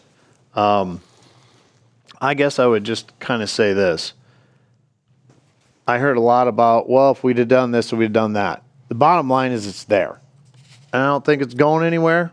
And I don't think we're going to change to move to make it go anywhere. I agree 100%. And I have also made the park committee known to that as well through the chair that there needs to be some work done on how do we help do some costs to that effect and maybe have a fee. Councilmember Ball spoke to it that, the last time I served as mayor, we did have a fee put in there and it was defeated. But maybe we need to have that revisited and take a look at that again. I think I would want to state that we have other amenities in this city. We have a park that sits right here. Okay? Everybody has the ability to access it and use it. You can go look in the garbage cans out there and see what you find. Okay? Are we going to shut it down? Are we going to make the decision to say because of this, we don't want to have that? We have a beach, public beach. Same thing. It's an amenity that's being provided to the citizens of the city. Okay? The disc golf course was provided as amenity to the citizens of the city and the surrounding greater community. Now, I said this when I was the mayor in my last term, and I'll say it again. We have them. Let's make them a jewel. Instead of not being happy about them, let's make them something we can be happy about. I would say, honestly, I apologize to the people around there that stay there, that are next to that course. They have an issue with what goes on there. Again, I understand that my proximity to the original 18 isn't as close, but I deal with some of the exact same things. I hear it, I see it, and you know what? It's there. We have the same thing going on in our park. We constantly are looking out for that. Our police department does the best they can to patrol and do that. But there's no perfect world. And that's the way I see this. And so, unless somebody wants to take some action on any of the items that were presented, and I haven't heard any to this point, but I'll ask one more time if anybody does. Hearing none, I would say that we have decided that this is going to stay the way it is. The pieces that are there. I think the city's responsibility then is to work forward with it and work with the park committee, make it a part of their comprehensive plan, see if we can get some fee base in there or something like that, potentially get the disc golf people, and I've had a couple of them contact me. They're interested in still wanting to do it, but they're not interested in being beat up. So, and I think others are the same way. At the end of the day, we're not going to make everybody happy, and I know that, okay? It's not make us residents happy, as taxpayers. Well, everybody that lives in this city pays taxes, and there's a lot of people that live here. I think the last I counted, there was 2,700 of us or something close to that. So with that being said, is there any other further discussion on this? Yeah, if I could, I'd just like to make a couple of other points. I didn't have time, otherwise I would have been back over the last couple of years to identify at council meetings the number of times that the concept of compromise was brought up. If I didn't know any better, I would say during the time of the year that people were using the disc golf course, it was on average probably every other month. we're going to look to compromise. Let's find a compromise. So where are we at with a compromise? We've got most of us on this council that were on the council a year or 2 years ago. I feel like as far as that goes, I've been the only one to move or do anything by way of finding a compromise. And it was roughly about a year ago when coincidentally I had asked the council to consider getting the city attorney's opinion on all the different behavior that residents were experiencing with the public urination and the drinking and the smoking. What obligations did we have to address those nuisance issues? And that got defeated. Point in all that being is, I see in some of the information the city attorney provided tonight on other matters, he effectively says, enforce your ordinances or change it. If we have ordinances that don't allow the kind of behavior and conduct by the public that's taking place with drinking and peeing and smoking and littering, then let's change the damn ordinance. But I'm not about, as an elected official and sitting on this council, giving lip service for the sake of providing lip service. If people didn't mean anything behind compromise, then why the hell was it even brought up? Once again, I ask a question to which I don't anticipate I'm going to get any kind of a response or clarification. Well, I could speak to it and say that I wasn't on this council at that time as a part of that compromise. That doesn't excuse me from it, okay? And I understand where you're coming from. But I want to ask the question, how long do we want to carry this on? You want this to go on for 20 years? Do you want it to go on 15 or 10? Here's what I state. We can continue to look at it, but what I would ask is that why do we keep bringing it back? Because this is the result every time, okay? I've been involved in a couple of these already. I saw the council for the last 2 years be involved in how many of these? And here we sit today, it hasn't changed. So I'm stating to you that I don't think it's going to change. We've had votes, they failed. We've had people speak, it hasn't changed it, okay? So all I'm saying is that it's there. It's not going away. We've put some extra patrols on there to try and help with some of that. Maybe there's a potential that, who knows, we can take a look at an ordinance and see if it can be changed. My point is, it's not going away. This disc golf course is not going to just up and disappear. It's there. So we have it, and it's up to us then to work it forward with where it's at. It's not going to change. Well, then I think that's exactly what this council needs to do at this precise point in time is let's work it forward. Let's figure out a compromise. Let's stand behind. You could go so far as to say certain promises being made. But the point is what's that compromise? Exactly. Well, you guys have been working on it for 2.5 years, and I haven't seen anything come out of it yet. Well, and apparently, Are we going to work on it another 2.5 years and see anything come out of it? I'm trying to recall the meeting that a compromise actually was trying to be worked on. Mr. Jensen and I met for a number of times to try to come up with some compromises. We told the Alliance that we'd have some answers, I want to say by a January timeframe. And while we were meeting, the then I believe as president, Mr. Curtin, did reach out to Mr. Jensen at one of our last meetings, and we said, well, let's meet and we can present. And they said, no meeting, let's just have the council meeting.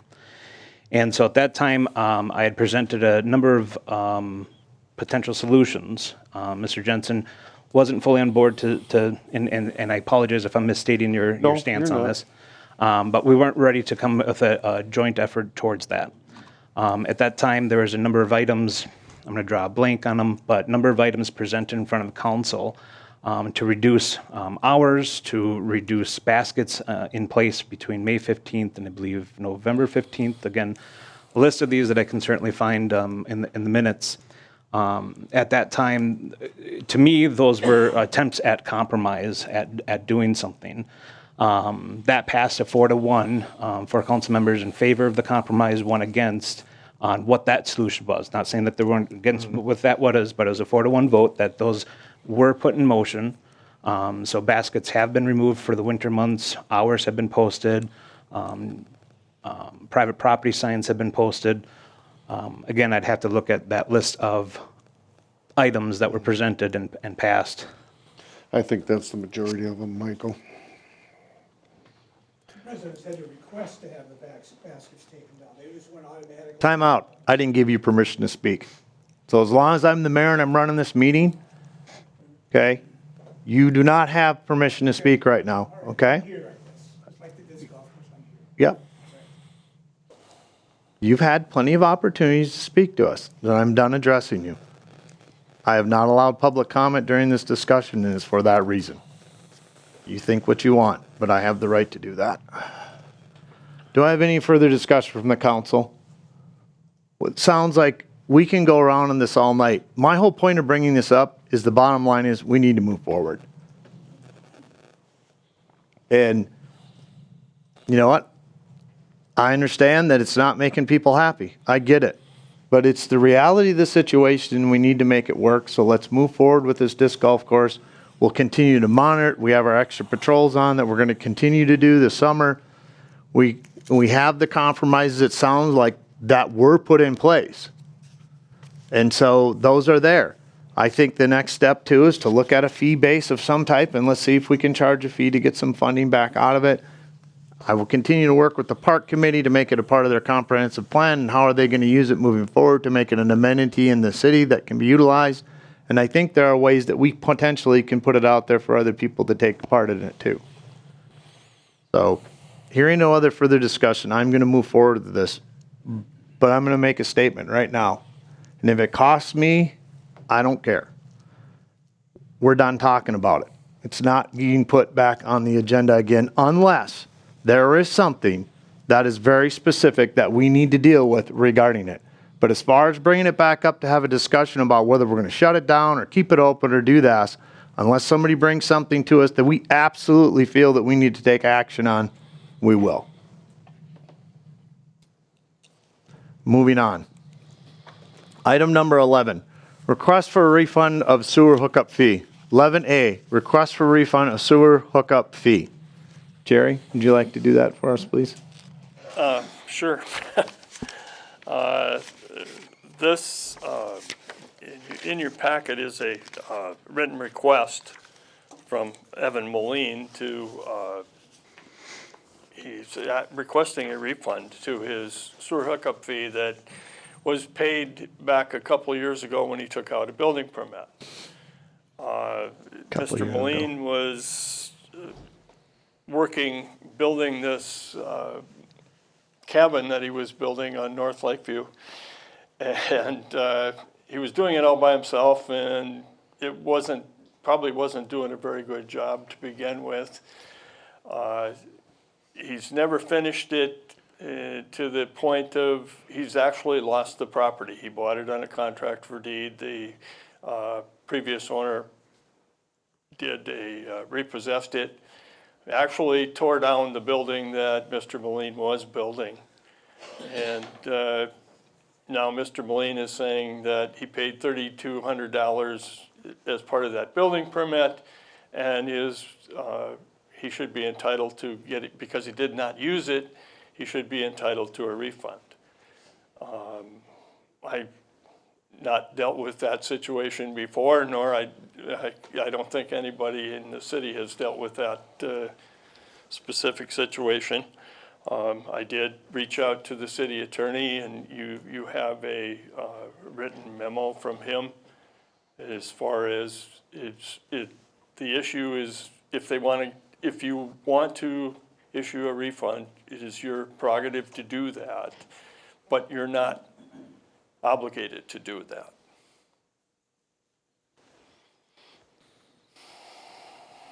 How many years did this person work at this potential cabin that they were building? I believe that was issued in 2021? 20? Okay. So September 2020, he gets a building permit, and we're 25 years later? No, He's- we're 5 years later. Or 5 years, excuse me.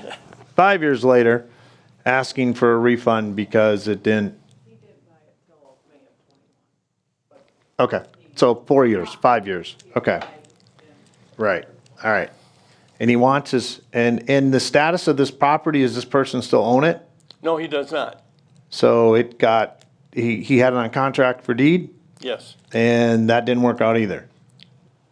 apparently. Got it, okay. Well, council, got another one in front of us. Isn't there something that identifies how long a building permit is valid for?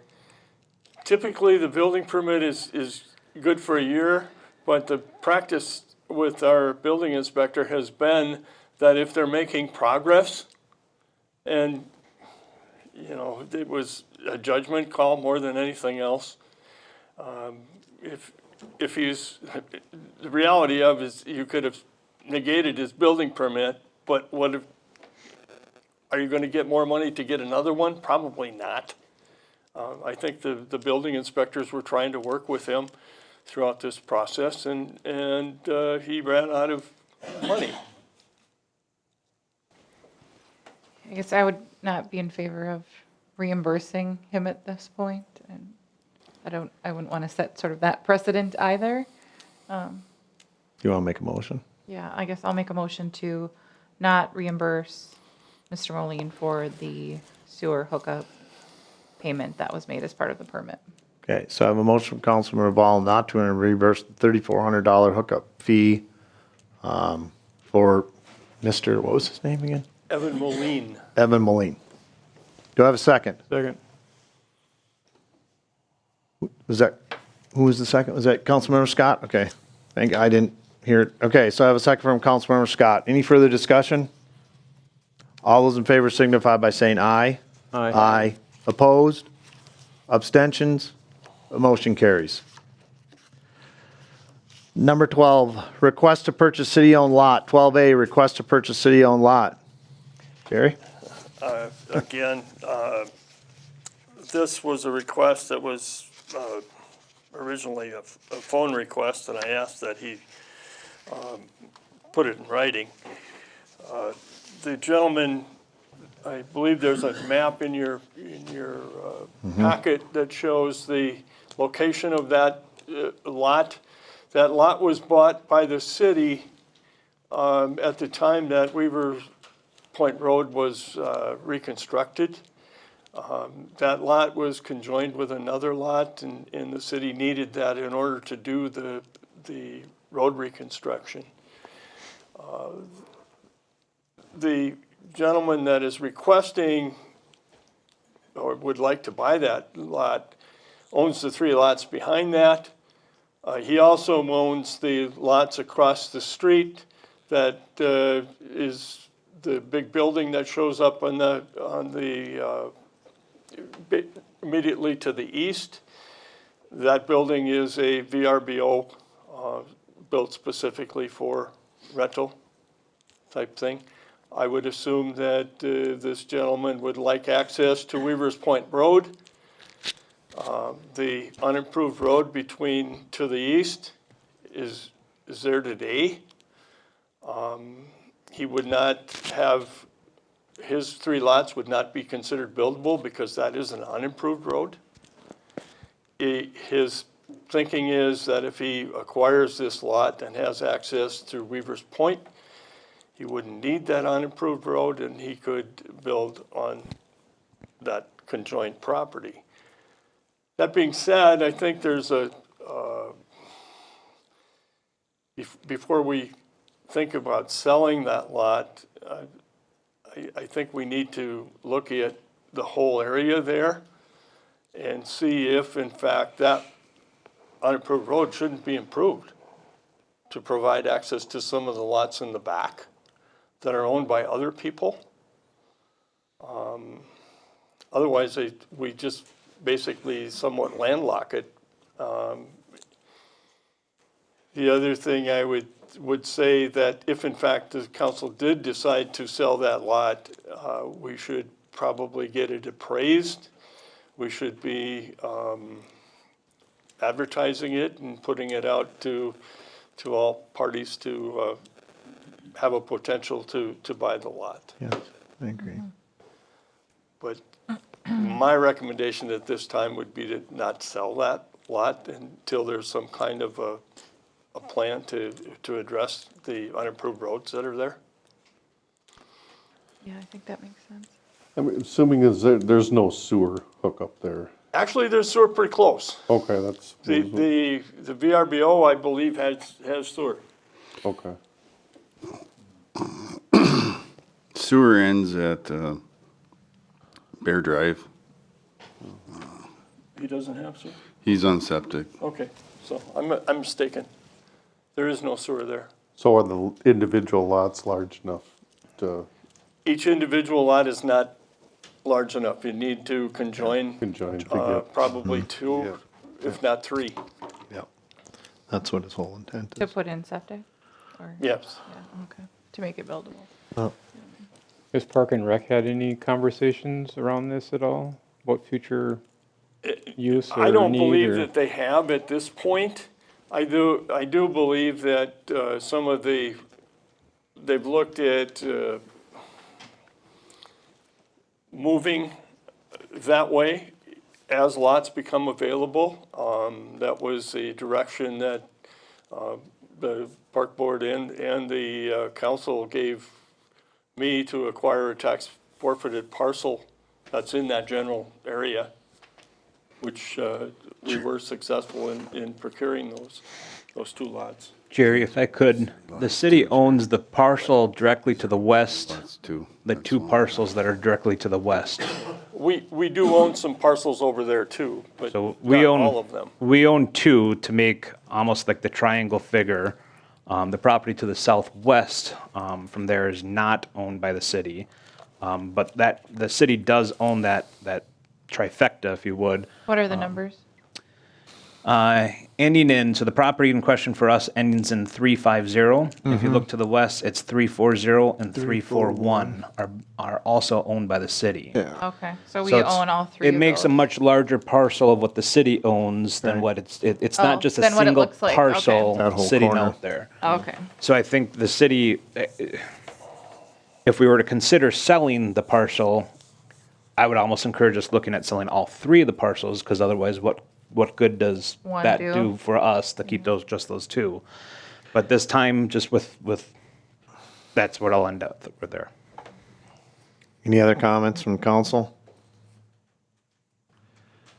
Well, I have a tendency to agree with the idea that even if we did consider selling it, we got to put it out to the public. We'd have to have it appraised. We'd have to see what the value is and then put it out for all people to have the opportunity to purchase it, not just to sell directly to that person. And then the fact that we have two other parcels right adjacent to it. And then Councilmember Scott makes a good point about the park committee. Those three pieces together, there is a potential use there for future of some type. So I mean, from my perspective, I would not be in favor of us selling this parcel at this time. I think it'd be important for us to hold on to it. And again, if we decide to ever sell those, as Councilmember Maroney said, do it together in one piece. It would be more, I think you'd have more people interested in it to do it from that perspective, because they're not big enough to build on by themselves individually. So that's kind of where I'm at. And I don't think that we should be entering into this. I would agree. Yeah. I agree as well. Does this need to be a motion to reject the offer? Was there any official offer, or was it just consideration? If we would, I would think if you want to make a motion that you're not consider, Yeah. I'll make a Selling. motion that we're not considering selling the parcel at this time. So I have a motion from Councilmember Maroney to not consider selling this parcel as spelled out to us at this time. Second? Second from Councilmember Jensen. Is there any further discussion? I wonder if Mike would be open to amending the motion to include asking the park committee to review really all three of those lots then for any future park needs. I mean, I feel like that would be something that would be important to understand. whether or not we ever move forward and actively look at selling it and put it out for public bid or not. It'd be nice to have, I guess, their view or review of things. And maybe it's almost a broader motion to just in general, like review any city-owned lots to determine Actually, the whole area. if they should I would be, agree if with there's a that. purpose for all of them, any of them, and, because there's probably others like that too. I think there's a lot of lots in the cities that will never be used. I think there's a lot of lots over in that area that the city already owns, and I know the Parks and Rec presented to us last month that they are putting together a comprehensive plan and putting a map together of what their visions are. So I'd hope that that was already included with that, but I'll make a subsequent motion, not to muddy what the request was for now. Okay. If you can allow me to make a subsequent motion and just leave it with denying the for sale as of right now. And then I'll make another motion after that, but. Are you comfortable with that, Councilmember Scott? If it works, yeah, that's fine. All right, hearing any further discussion? Hearing none, all those in favor signify by saying aye. Aye. Aye. Opposed? Abstentions? The motion carries. All right. And Now- whether or not it needs to be motion or direction, but I'd encourage that with the Parks and Rec Committee that presented to us, looking at taking the next steps of developing City Hall campus facilities in general, is to look all the way north to Weaver's Point to look at properties that we do own. Should we still own them? Should we look at procuring more properties? You know, as they're looking at that game plan, is to continue looking at all of the properties that could be enveloped in the city campus. I will work with Jerry to get in contact with the Parks Committee to get them that information. Okay? I'll reach out to the chair and we can put something together and make sure that they're looking at that, to make sure it's a part of their comprehensive plan to look at all those parcels so that we have identification of what those are and potential uses of them. So, because with that being said too, at that time, once that final comprehensive plan comes forward from them, then that might be something the council, whoop, I think we can accomplish that. The park committee is meeting this week, and they're going to be talking about perfect. a request for proposals to do a comprehensive plan for this park area. Great. I think we can just expand that area to go all the way to Weaver's Point so that it can be looked at as being potential, and I think we can achieve what you're trying to achieve. And it's denoted, you know, the three parcels that we're already talking about, even directly west, we still own those parcels that are abutting Weaver Point Road. So we as the city own a number of parcels over there that should be enveloped in that Yes. discussion plan. Okay. You guys, I'll second the motion. We're good. okay, we didn't even make a motion. Oh, I thought you did. No, if we're just gonna make a recommendation, it's okay. It's all right. We got a lot going on tonight, I understand. So, yeah, we'll have the staff get with the park committee and make sure that they understand that that's a part of their putting together this RFP for their, part of their comprehensive plan. So we make sure that's covered and well, because you're right to the point. There's a ton of parcels over there Breezy already owns, so we need to make sure those are included. All right. Let's move on. Number 13, Edgewater Circle reconstruction payment. 13A, approve payment to Pelican Township for reconstruction city portion of Edgewater Circle. So I'm going to speak to it first, and then I'll have Jerry speak to some of the points too. So we were approached by Pelican Lake Township. They are looking at Edgewater Circle. So if you're familiar with Edgewater Circle, part of it is ours, and part of it is Pelican Lake Township. That road's in pretty rough shape. You've driven it, you know that it's in rough condition.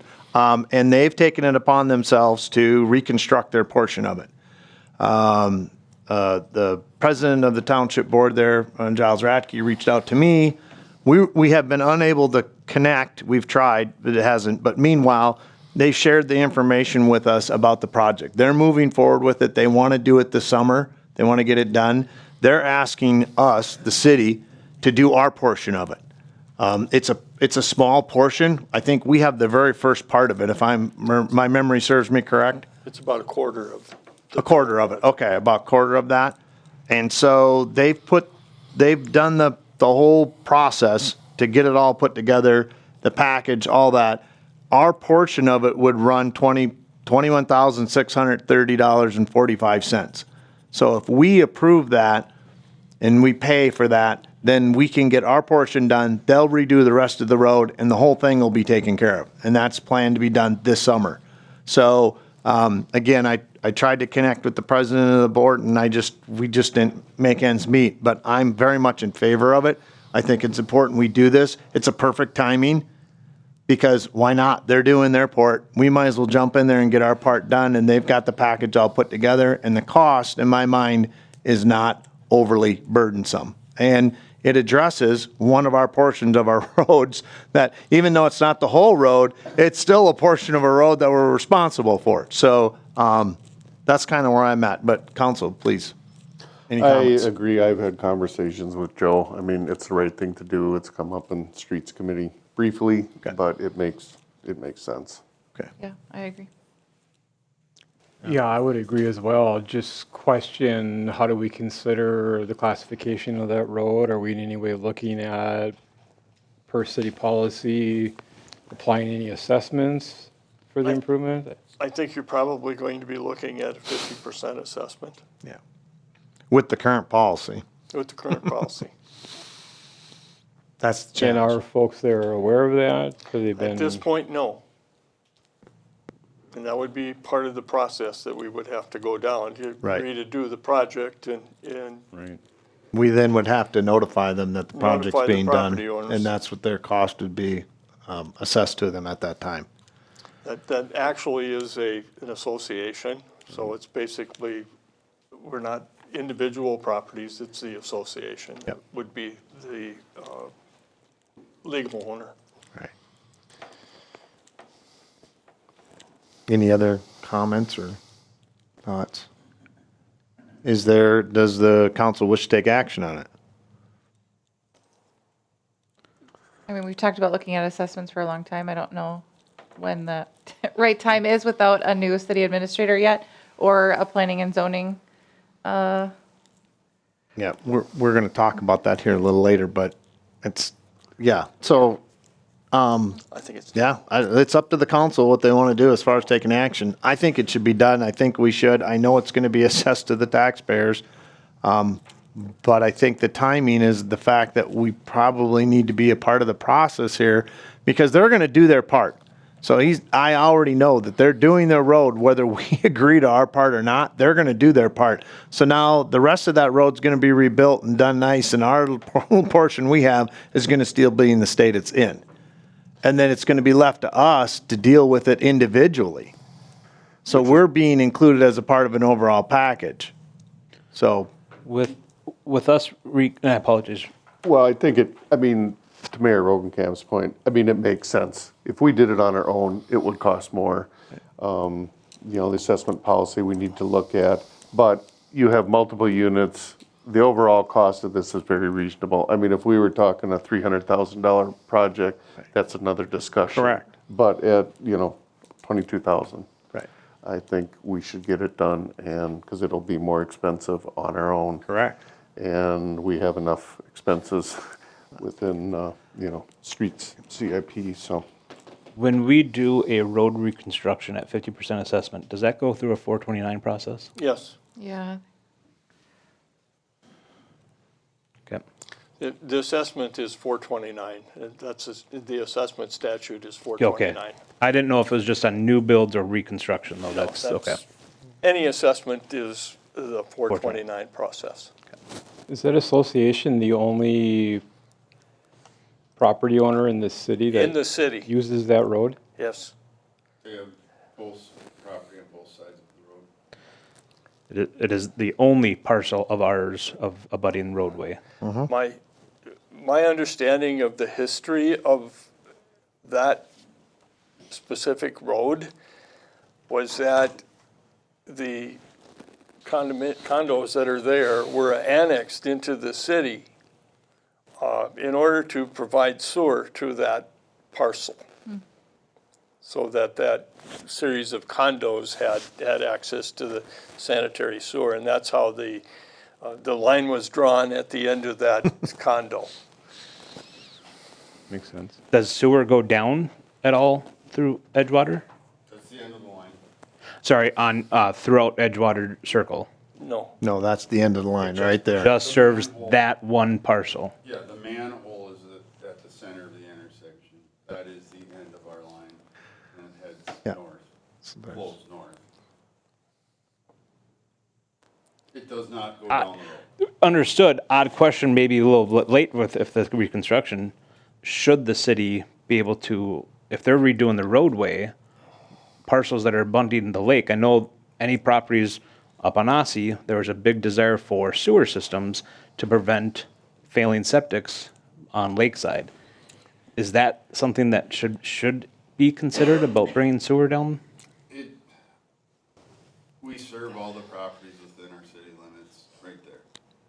So, It would be So they're all Pelican being served. that would have to do that. They're not being served. Pelican Township would have to do that, though. They may not have the same policy.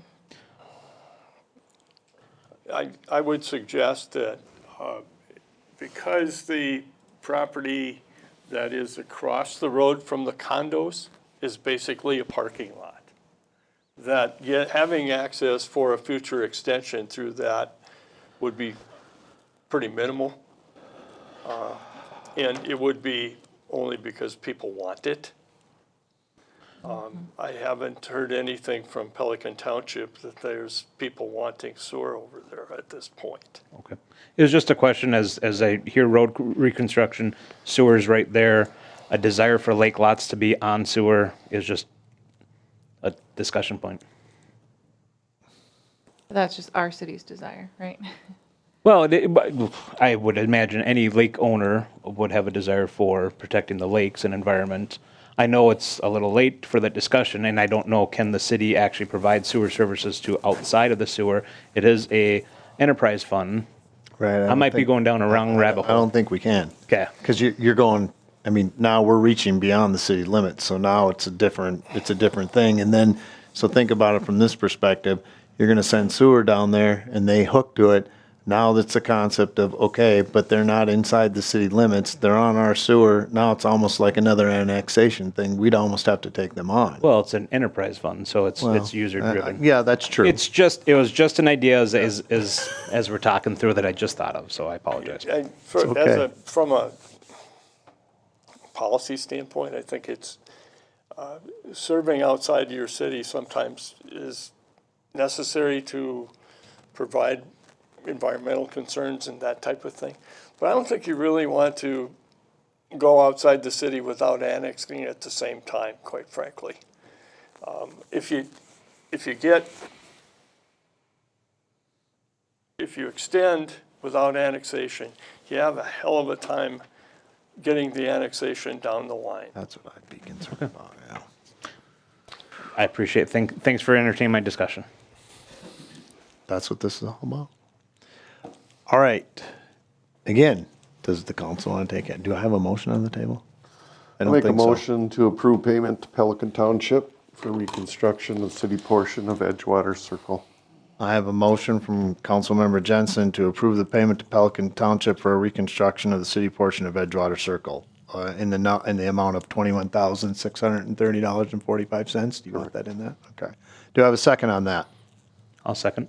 I have a second from Councilmember Maroney. Further discussion? So are we saying that the amount then that's going to be paid to Pelican Township is because they're going to undertake the construction both of the city portion and their portion of the street and bring it to a city standard or a township standard? City standard. Yes. It's a complete reconstruction of it's full depth reconstruction, Yep. which would be our standards. Okay.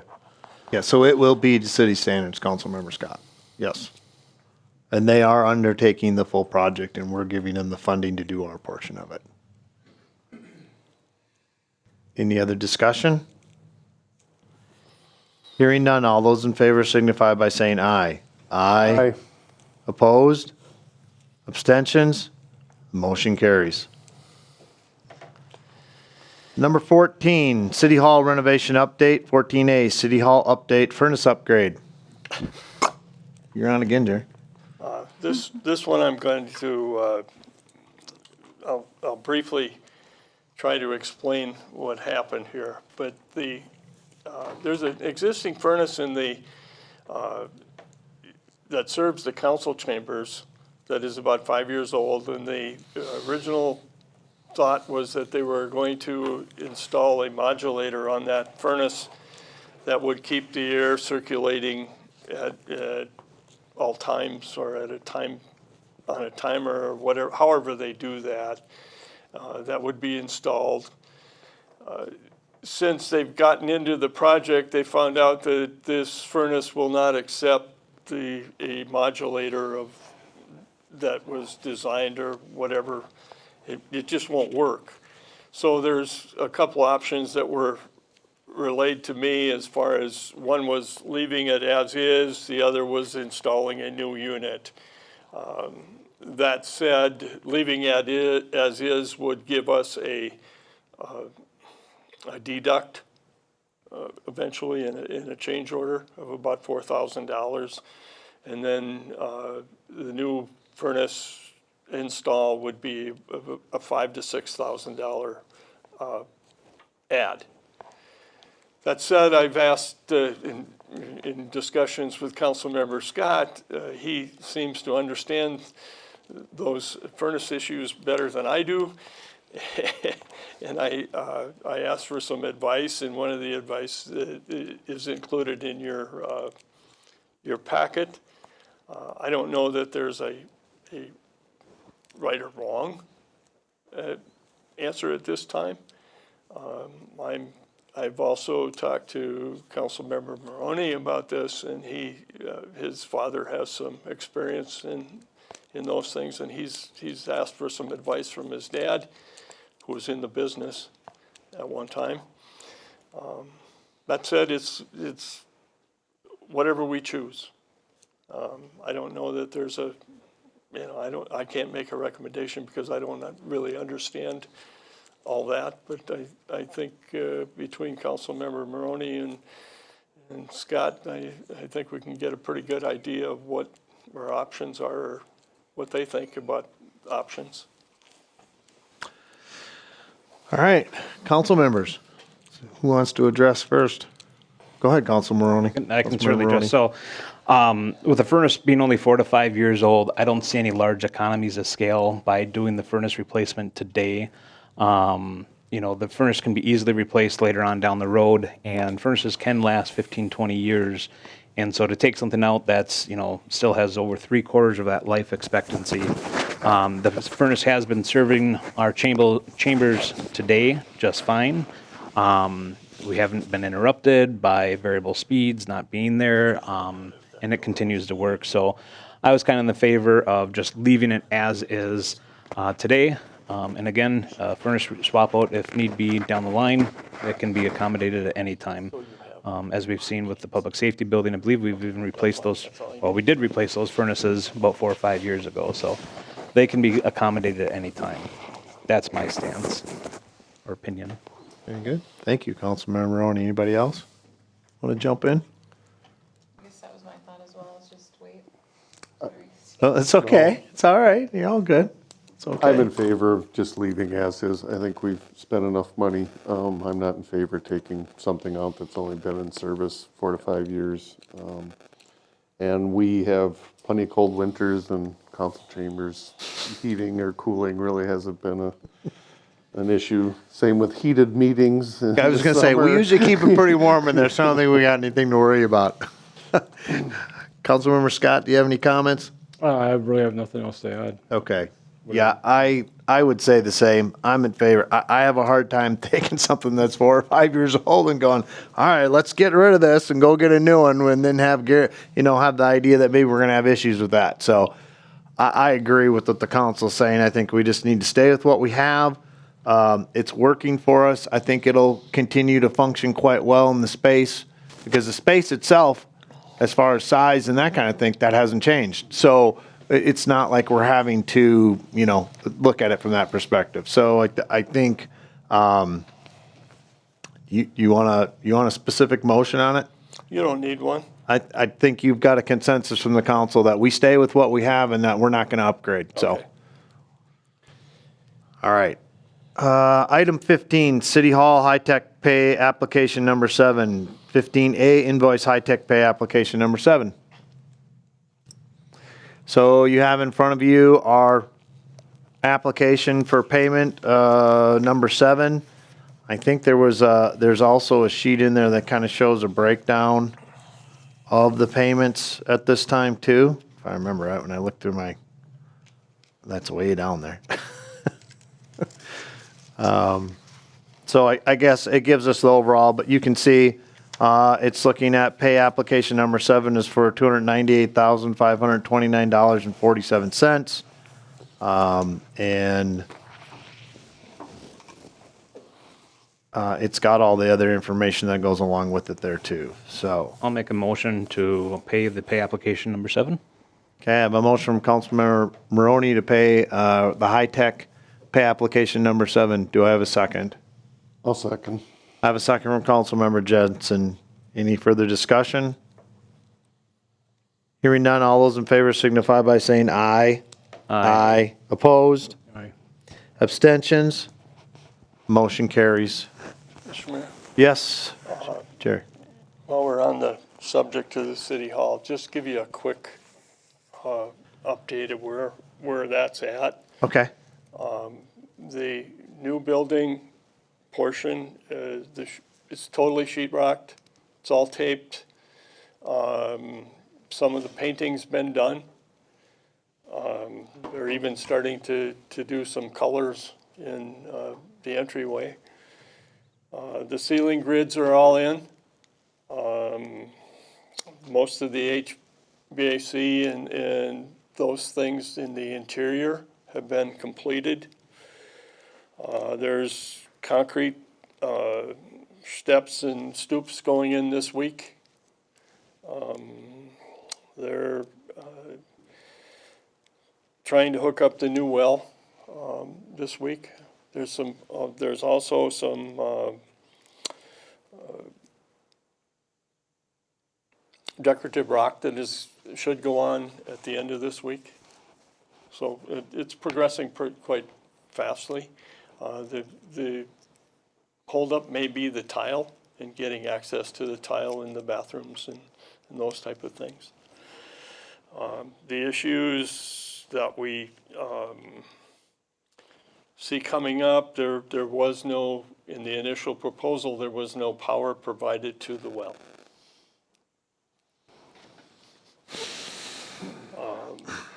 So we're probably going to be seeing a change order for that. They're starting some rough grading today. They've torn off some, and we've identified some potential water issues, drainage issues on the southwest corner of the original building that may need to be addressed. I think Nick is working on those to figure out alternatives. We don't have those yet.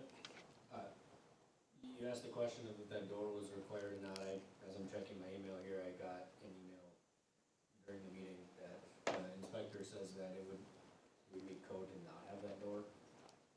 It would not meet code? We would meet code to remove that door. Okay.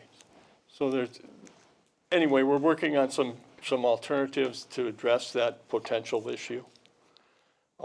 I don't know that we're ready to give you one way or another. Okay. But we will come up with some alternatives to deal with that. Other than that, it's going along pretty well. They should be finished with most of the siding on the whole building, except for the front of the old building. They should be done with that by the end of next week. So All right. it's progressing.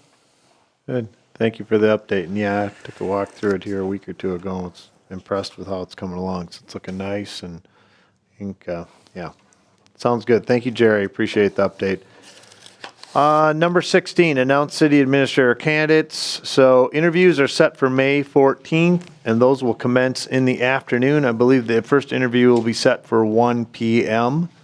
And the candidates that we will be interviewing are Joshua Wilson, Allie Pulsfuss, and Carrie Carlson. So those are the 3 candidates that we will be interviewing that day. And again, as I said, interviews are set for the 14th of May, 1 p.m. first time, so it'll start in the afternoon. We'll do the interviews there. I believe we have our first tour with one of the candidates at 11 with staff, if I remember right. Is that correct, Someplace Jerry? like that. There's something like that, right in that range, so those are the 3 candidates. And just for information, so, yeah, so those are our 3 candidates. All right. So moving on, number 17, city updates. I have just a couple from council's perspective. We had a joint powers board meeting on April 14th for the Pequot Lakes Fire District. It went quite well. We received updates on the truck purchases and how those are coming along. It looks like one of them, it's the 350 Wildland Fire. Looks like that one is like almost ready for delivery, so they probably have it by now. And the other one is going to take a while. They're looking at maybe that one's a couple months out because of the assembly and some of the things that are going on it and the inability to get the things that they need to put on it. So some of that stuff's getting hard to get a hold of right now. We also received a 2026 proposed budget, outlined the amounts that each contracted portion will have to put in. So we looked at that. Jerry does have that data as well. And then also there was a $12,000 donation from an area foundation. It's called the FM Area Foundation. It's not even from this area. I believe it's Fargo-Moorhead, but they have some connections to the Pequot Lakes area. And every year they give a donation to the fire district. Oh, Jerry's got a comment on that. Go ahead, Jerry. I believe their area of concentration includes Cass County, and that's how Pequot gets There we involved go. in there. Okay, because of the contracts I have with that. So that was nice. We received also an update that there's been several fighters that have firefighters that have completed all their initial fire academy training and received their certifications for either firefighter 1 and firefighter 2. And with those certifications, that brings us up to 25 active firefighters on the district right now.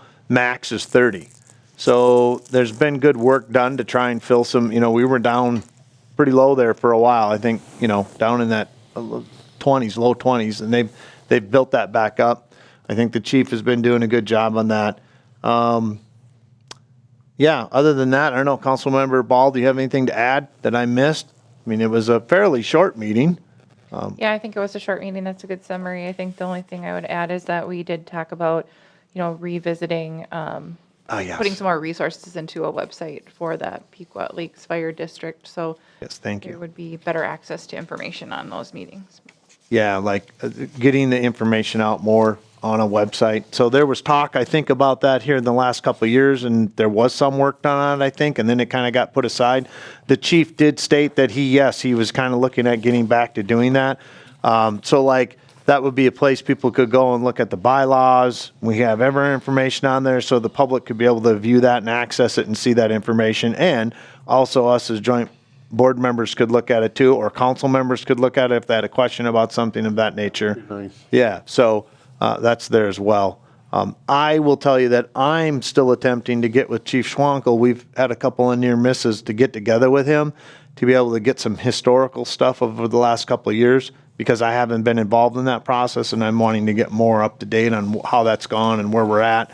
And he's wanted to talk to me about it too. So we're still working on that, but I'm hoping to connect with him and we can talk about that before the next meeting. So yeah, other than that, I think that was about it for that meeting.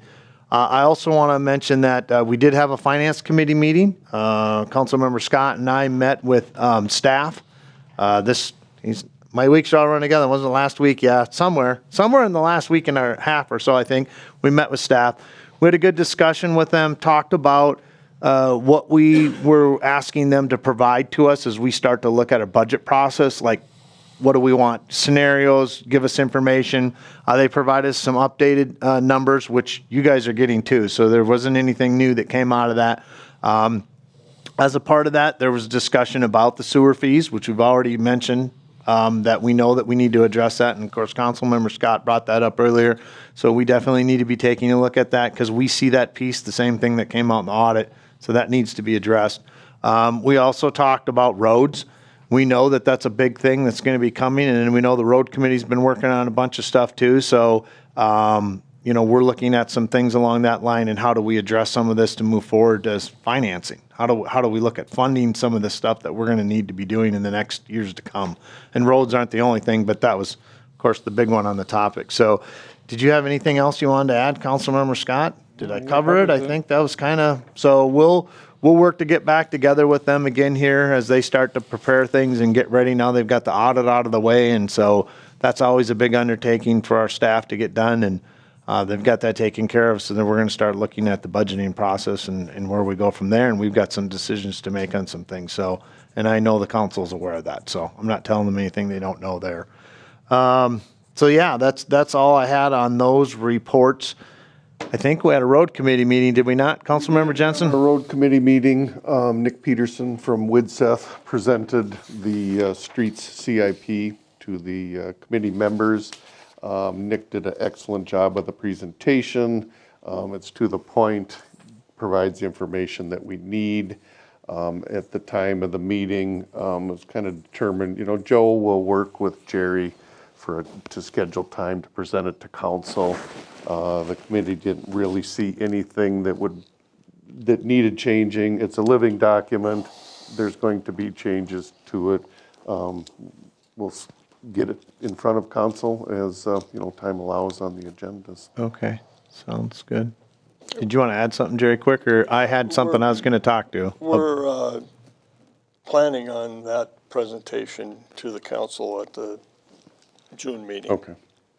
Yeah, so that brings up something I want to address with the council. So we've already heard, in fact, it just got brought up when we were talking about the piece with Pelican Lake Township about that road piece and the assessment policy. I think that as a council, we need to look at that assessment policy. I think we need to take some time to look at that.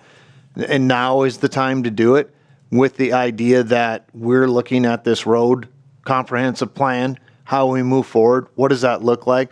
Councilmember Scott and I just had our finance committee meeting, and of course that was a major topic of discussion, is we know if there's going to be this big capital improvement plan and comprehensive plan put in place, well, how does this city look at financing these projects as we move forward in the future, and what does that look like, and where does that play a role? So I would like to put this out to the council. I think that we should consider, I would like to have, but I want the council's input, I'd like to have a special meeting where we spend time just on our roads. We talk about the assessment policy and discuss that.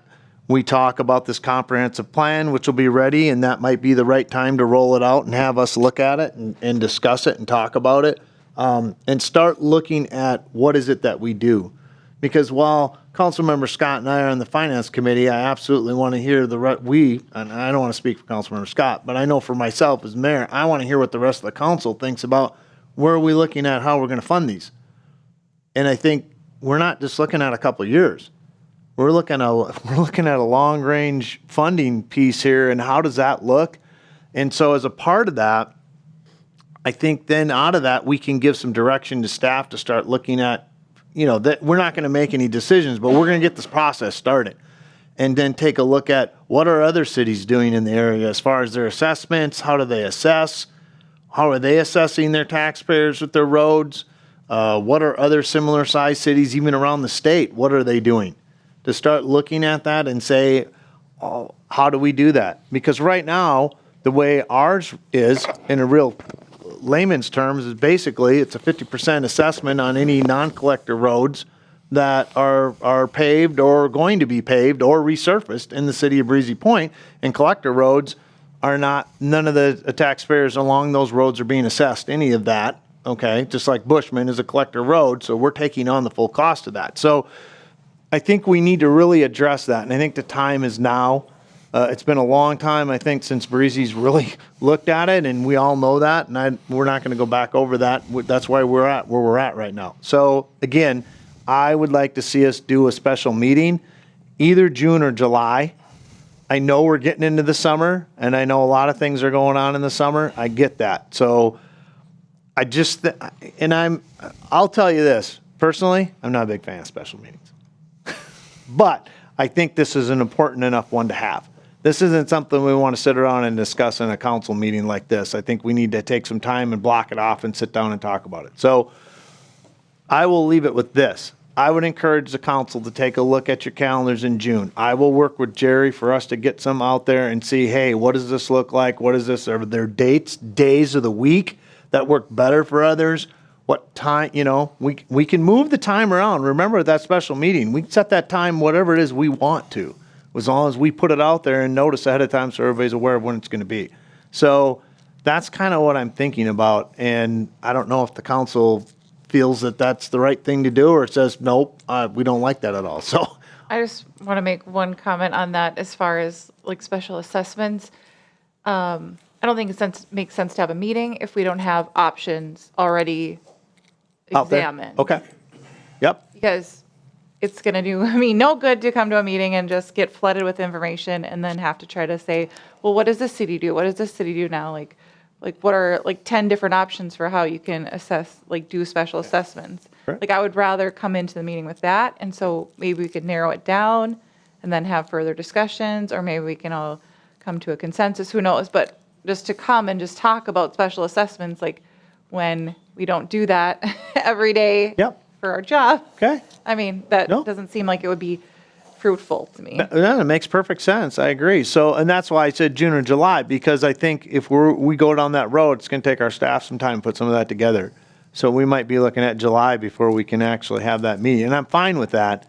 I don't have an issue. It makes sense. Councilmember Ball, I think you made a valid point, and I like that too, to have those options. So we can give some direction. I can work with staff, and maybe we can start to put that together. I wouldn't look at getting too much, but let's look at what's going on around here in our community with other cities of our size, and maybe we look at a couple other cities in outlying areas that are doing something to just give us a picture. So I don't know. So maybe it's July that makes more sense to do. I would think July. July, And yeah. I think your idea, Mayor Rogenkamp, is spot on. We need to lay the foundation for years to come, because communities of our size, with just the levy to finance the amount of money that we have, and to Councilmember Ball's point, yes, we need to have some options. How do we pay for this? What do we do? And at some point, I would like to, whether it's this meeting or a future council meeting, that we can lighten up the agenda to take some public comment and say, okay, this is what we're proposing, and this is why we're proposing it. Right. Yeah. And yeah, I would agree. We can do that, definitely. And that should be done. So we need to do that as well. So that'd be a part of the process. So, okay. Well, then it sounds like probably July is a better month for that. And I'll start working with staff, and we'll see what we can start getting some things together. And then, of course, you're on the road committee, Steve. So by all means, Councilmember Jensen, if you have some thoughts and ideas too, please pass them along to myself or the staff, and then we can work that direction. Jerry, did you have anything to add? We've already started compiling some of that. I figured you had, so that's good. We're ahead of the game then, and thank you for that. All right, so I guess that's where we'll leave it. Yeah, go ahead, Councilmember Scott. Am I recalling right that we've got a firm under contract to do a road improvement study? Or I could be getting that confused with the sewer. For some reason, I want to say that, or maybe we were talking about it but never took action on it. That's the streets plan, streets committee. That's what they're working on. The proposal was just under 96,000. I think right now we're at about 85. Status, field work's complete. Draft was presented last road committee meeting. Nick's made the recommended changes. He provided an executive summary. I just reviewed that. Jerry has not yet got the chance. I'm going to pass it on to the road committee council to review it. It's a 3 or 4 page of a very extensive document. So we were ready. We could have presented tonight, but we figured that it would be kind of busy, so it can wait. Well, yeah, I appreciate that. I was just asking because, for one, my memory actually is functioning the way that it should be. I was thinking that we were down that kind of path about looking at our roads and timeline for improvement and stuff. Yep. And it probably goes along with what Steve is saying, maybe we coincide meeting, as well as Rebecca, when we have more information, when we actually have maybe that plan to review, look at, consider. The synopsis of the plan is it's largely focused on existing paved roads, minimal approach to maintain what we have, not go much beyond that, just due to costs. If we can't do the minimum, I would be happy if we can do the minimum. That'd be very good. Okay, good. Yeah, so that I think would be a part of that as well. So it's just kind of, I think it's just important that we just, as a council, spend some time with all that and that information and then start trying to figure out where we need to go and what's the right direction and get some feedback from stuff. So I just wanted to bring it up and put it on everybody's radar. I think it's important. But we'll look for July. We'll kind of look, and by June, then maybe we'll have some more information and we can work from that angle too. So, okay. Any other updates? Anything else? Anything from the staff?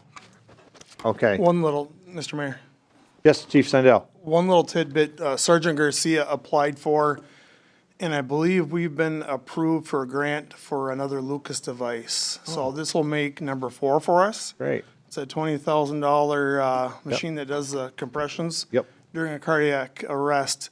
It's the same outfit that provided all of our EDs for our squad cars.